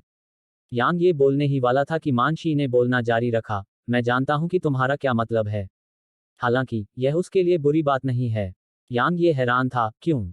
मानशी ने गंभीरता से कहा, सिद्धांत रूप में, हर एक समूह से 3 लोग दूसरे दौर में प्रवेश करने में सक्षम होंगे। हालांकि, अतीत में ऐसी घटनाएं हुई हैं जहां कई समूहों में से एक भी दूसरे दौर में प्रवेश करने में सक्षम नहीं था। क्यों? क्योंकि उन्हें दूसरे समूहों ने कुचल दिया था। आप जानते हैं, आगे बढ़ने की अंतिम लड़ाई बहुत क्रूर है। यदि आपके पास पर्याप्त ताकत नहीं है फिर भी आप हठपूर्वक आगे बढ़ने की कोशिश करते हैं, तो यह वास्तव में मौत में समाप्त हो सकता है। यह पहले दौर की तरह नहीं है जहां हर समूह से 100 लोग आगे बढ़ सकते थे। अब केवल 30 ही आगे बढ़ने में सक्षम हैं। यांग ये थोड़ी देर के लिए चुप रहा, और फिर उसने अपना सिर हिलाया, मैं अभी भी उसे अपने साथ ले जा रहा हूं। वह हुमेंग को अच्छी तरह से जानता था, और वह जानता था कि हुमेंग तीसरे दौर में प्रवेश करना चाहता था। हुमेंग ने कभी भी शीर्ष 3 में आने का सपना नहीं देखा था, और उसका लक्ष्य केवल तीसरे दौर में प्रवेश करना था। जब तक वह तीसरे दौर में प्रवेश कर सकता था, तब तक वह अपने कबीले के लिए गौरव और सम्मान लाएगा। चूंकि हुमेंग का उद्देश्य सिर्फ तीसरा राउंड था, इसलिए यांग ये ने मदद करने में कोई आपत्ति नहीं की। हालांकि, दूसरे राउंड में साथ मिलकर काम करने पर जोर दिया गया। मानशी और कुंग जिंग ने एक दूसरे को देखा। इस बीच, यांग ये ने कहा, तुम में से कौन मेरा मुक्का खाने को तैयार है? मानशी और कुंग जिंग ने यांग ये की तरफ देखा। अंत में, मानशी ने कहा, मैं यह करूंगा। यांग ये ने सिर हिलाया और अपनी मुट्ठी आगे कर दी। मानशी ने भी अपनी मुट्ठी आगे कर दी। धमाका, एक विस्फोट हुआ और फिर मानशी को लगभग 100 मीटर पीछे धकेल दिया गया, लेकिन यांग ये अभी भी मौके पर ही रहा। मानशी और कुंग जिंग ने एक दूसरे को देखा और एक दूसरे की आंखों में आश्चर्य देखा। यांग ये ने कहा, जब तक मैं वहां हूं, मेरा दोस्त बोझ नहीं बनेगा। काफी देर तक चुप्पी रही और फिर मानशी ने सिर हिलाकर कहा, ठीक है, हम 3 दिन में आपसे मिलेंगे। मानशी के बोलते ही दोनों चले गए। उनके जाने के बाद, यांग ये ने आदिकालीन शिवालय में प्रवेश किया। खेती करो। यांग ये ने साधना करने का कोई भी अवसर छोड़ने से इनकार कर दिया। इसके अलावा, उसने देखा था कि उन राक्षस जानवरों की शारीरिक सुरक्षा उसकी कल्पना से कहीं ज्यादा मजबूत थी, इसलिए उसे जल्द से जल्द अपनी ताकत बढ़ाने की जरूरत महसूस हुई। विशेषकर एलिमेंटल ब्रेकर तकनीक। स्थानिक युद्ध क्षेत्र में विशाल काले बैल के साथ अपनी लड़ाई के दौरान, यांग ये ने एलिमेंटल ब्रेकर का उपयोग नहीं किया था। यह उसके तुरुप के पत्तों में से एक था, इसलिए वह स्वाभाविक रूप से इसका जल्दबाजी में उपयोग नहीं करेगा। यह कहा जा सकता है कि जिन परिस्थितियों में वह अपनी तलवार का उपयोग नहीं कर सकता था, एलिमेंटल ब्रेकर उसका सबसे बड़ा तुरुप का पत्ता था। इसलिए उसे इस पर अपनी महारत में सुधार करना था। इसी तरह समय तेजी से बीत गया। 20 दिन बाद यांग ये ने अचानक प्राइमोडियल पैगोडा के तीसरे स्तर पर अपनी आंखें खोलीं और फिर उसने दरवाजे की ओर देखा। अचानक उसे लगा जैसे उसने कुछ देखा है और वह जमीन से उछल पड़ा और अनजाने में चिल्लाया, यह कैसे संभव हो सकता है? यह कैसे संभव हो सकता है? यांग ये ने क्या देखा? दरवाजे के सामने एक छोटी लड़की खड़ी थी। वह जियाओ क्यूई नहीं थी। अगर वह जियाओ क्यूई होती तो उसे इतना आश्चर्य नहीं होता। वह छोटी लड़की लिटिल स्काई थी। लिटिल स्काई वास्तव में आदिम शिवालय के तीसरे स्तर पर आ गया था। यांग ये चौंक गया क्योंकि तीसरा स्तर पहले स्तर से पूरी तरह अलग था और केवल वही यहां तक पहुंच सकता था। केवल वही किसी को यहां ला सकता था। लेकिन उसने उम्मीद नहीं की थी कि वह वास्तव में यहां तक पहुंचेगी। नन्ही स्काई ने उत्सुकता भरी निगाहों से आसपास के माहौल को देखा और फिर प्रशंसा से बोली, टस्क टस्क। यहाँ का समय वास्तव में बाहरी दुनिया से अलग है। समय वास्तव में बदल गया है। कितना अद्भुत है। यांग ये उसके पास गया और पूछा, कैसे? उसने हैरान होकर पलकें झपकाईं, क्या मतलब है तुम्हारा? यांग ये ने बिना पलक झपकाए उसे देखा, तुम यहाँ कैसे पहुंच पाए? वह हंसते हुए बोली, मुझे पता था कि तुम यहाँ आए हो, लेकिन मैंने तुम्हें कहीं नहीं देखा। इसलिए मैं तुम्हें ढूंढने निकली और मैं यहाँ आ गई। यांग ये ने पूछा, तुम्हें यह जगह कैसे मिली? उसने अपना सिर हिलाया, मुझे नहीं पता। वैसे भी मैंने बस इधर उधर ढूंढा और तुम्हें यहाँ पाया। यांग ये अवाक रह गया। इस बीच लिटिल स्काई अचानक बोला, क्या तुम जानते हो कि यह जगह किसने बनाई? यांग ये ने उसकी ओर देखा और सिर हिलाया, क्यों? यह वाकई आश्चर्यजनक है। लिटिल स्काई ने बेहद गंभीर तरीके से सिर हिलाया, ऐसी क्षमता बेहद भयानक है। या यूं कहूं कि ऐसी क्षमता इस दुनिया के दायरे से बाहर है। यांग ये हैरान थी, क्या यह इस दुनिया के दायरे से परे है? मूर्ख। उसने यांग ये की ओर आंखें घुमाईं और फिर उसने दोनों हाथों से एक बड़ा वृत्त बनाया। हम जिस ब्रह्मांड में रहते हैं वह समय, स्थान और पदार्थ से बना है। आप इस ब्रह्मांड में रहते हैं। तो दूसरे शब्दों में, आप हमारे इस ब्रह्मांड के समय और स्थान के भीतर रहते हैं। आप इस ब्रह्मांड के समय और स्थान से बंधे हुए हैं। उदाहरण के लिए, आप बीमार पड़ेंगे और बूढ़े हो जाएंगे। वह एक पल के लिए रुकी और बोली, तुम हमारे ब्रह्मांड के समय और स्थान के भीतर हो, लेकिन तुम्हारे इस छोटे से कमरे का समय बाहरी दुनिया से बिल्कुल अलग है। इसका क्या मतलब है? इसका मतलब है कि तुम्हारे इस कमरे के भीतर की लौकिक ऊर्जा हमारे ब्रह्मांड की लौकिक ऊर्जा से आगे निकल गई है। यांग ये ने भौहें सिकोड़ते हुए कहा, आपने जो कहा वह थोड़ा जटिल है। नन्ही स्काई ने आंखें घुमाते हुए कहा, यह कमरा एक बहुत ही साधारण कमरा था, लेकिन किसी ने इसे बदल दिया। यहाँ 10 दिन गुजारने के लिए जबकि बाहरी दुनिया में सिर्फ एक दिन गुजरता है, समय को बदलने की क्षमता की जरूरत होती है। क्या तुम जानते हो कि समय को बदलना कितना मुश्किल है? यह मुश्किल है, बेहद मुश्किल। यांग ये ने अचानक पूछा, क्या आप इसे पूरा कर सकते हैं? वह दंग रह गई और फिर उसने कंधे उचकाकर कहा, मुझे नहीं मालूम। दोबारा यांग ये का चेहरा काला पड़ गया। लिटिल स्काई हमेशा याददाश्त खोने की बीमारी से पीड़ित थी और वह समझ नहीं पा रहा था कि क्या वह वाकई अपनी याददाश्त खो चुकी है। यांग ये एक पल के लिए चुप हो गया और फिर उसने कहा, आओ मैं तुम्हें एक जगह ले चलता हूँ। छोटे आकाश की आंखें चमक उठी, ठीक है, चलो अभी चलें। यांग ये के मुंह के कोने फड़क उठे। उसने अपना सिर हिलाया और लिटिल स्काई को प्राइमोडियल पैगोडा के दूसरे स्तर पर ले आया। वह उसे जियो क्यू के पास ले गया और कहा, लिटिल स्काई, क्या तुम उसे जगाने में मेरी मदद कर सकती हो? लिटिल स्काई जियाओ क्यू के पास गया, जियाओ क्यू को देखा और फिर भौहें सिकोड़ते हुए बोला, उसका शरीर नष्ट हो गया है। उसका शरीर नष्ट हो गया है। यांग ये हैरान था, क्या यह पूरी तरह से ठीक नहीं है? लिटिल स्काई ने अपना सिर हिलाया, यह एक आत्मा का शरीर है। आत्मिक शरीर। यांग ये हैरान था, यह कैसे संभव हो सकता है? आत्मिक शरीर ऐसे नहीं होते, है न? लिटिल स्काई ने जवाब दिया, वह साधारण नहीं है। उसकी आत्मा बेहद मजबूत और असाधारण रूप से खास है। मैंने अपने जीवन में ऐसा आत्मा शरीर कभी नहीं देखा है। मैं वास्तव में जिज्ञासा से भर गया हूँ। बोलते समय वह शियाओ क्वी के शरीर को विभिन्न स्थानों पर छूती रही और वह बार बार अपना सिर हिलाती रही। थोड़ी देर बाद लिटिल स्काई ने अचानक कहा, वह हमारी दुनिया से नहीं है। यांग ये ने चेहरे पर हैरानी भरे भाव के साथ लिटिल स्काई को देखा, तुम्हें कैसे पता? उसने जवाब दिया, मुझे पता है। यांग ये ने अपना प्रश्न पुनः पूछा, आपको कैसे पता कि वह हमारी दुनिया से नहीं है? लिटिल स्काई ने ऐसे कहा जैसे यह स्वाभाविक बात हो, मैं बस इतना जानता हूं कि वह इस दुनिया से नहीं है। यांग ये ने अपने माथे पर थपकी दी, लिटिल स्काई, मैं तुमसे संवाद नहीं कर सकता।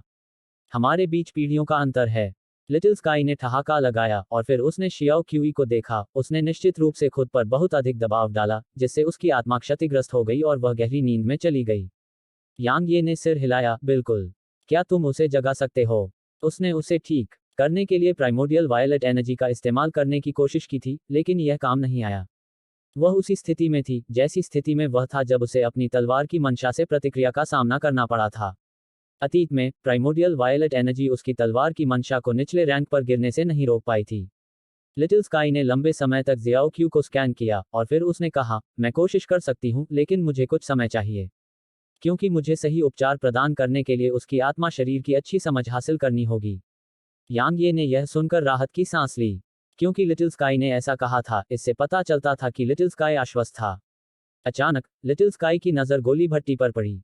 जब उसने दिव्य यिन ज्वाला और गोली भट्टी के भीतर छोटी लड़की को देखा तो उसकी आंखें चमक उठीं और वह उसकी ओर चलने लगी।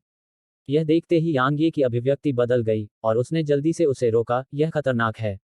वह जानता था कि दिव्य यिन ज्वाला कितनी भयानक थी, इसलिए अगर लिटिल स्काई के करीब आने पर यह अचानक पागल हो गई, तो लिटिल स्काई खतरे में पड़ जाएगा। लिटिल स्काई मुस्कुराया, यह ठीक है। मैं किसी भी चीज को महसूस कर सकता हूं जो मेरे लिए खतरनाक है। बोलते बोलते वह यांग यी के इर्द गिर्द घूमी और भट्टी के सामने पहुंची। उसने दिव्य यिन ज्वाला को देखा और प्रशंसा से कहा, वाह! यह वाकई अद्भुत है। यह उससे भी ज्यादा महान है। ओह, मुझे सोचने दो। सही। हेवनब्लेज सम्राट ज्वाला। यह हमारे ब्रह्मांड की हेवनब्लेज सम्राट ज्वाला से भी ज्यादा शक्तिशाली है। स्वर्गीय ज्वाला सम्राट ज्वाला। यांग ये ने पूछा, वह क्या है? लिटिल स्काई ने जवाब दिया, एक साथी जो काफी मजबूत है। यह हमारे ब्रह्मांड में एक ऐसा अस्तित्व है जो केवल स्प्राइट लॉर्ड से कमतर है। नहीं, एक स्प्राइट लॉर्ड जो परिपक्व नहीं हुआ है वह इससे कमतर है। Sprite Lord. यांग ये ने धीमी आवाज में कहा, आप स्प्राइट लॉर्ड के बारे में जानते हैं?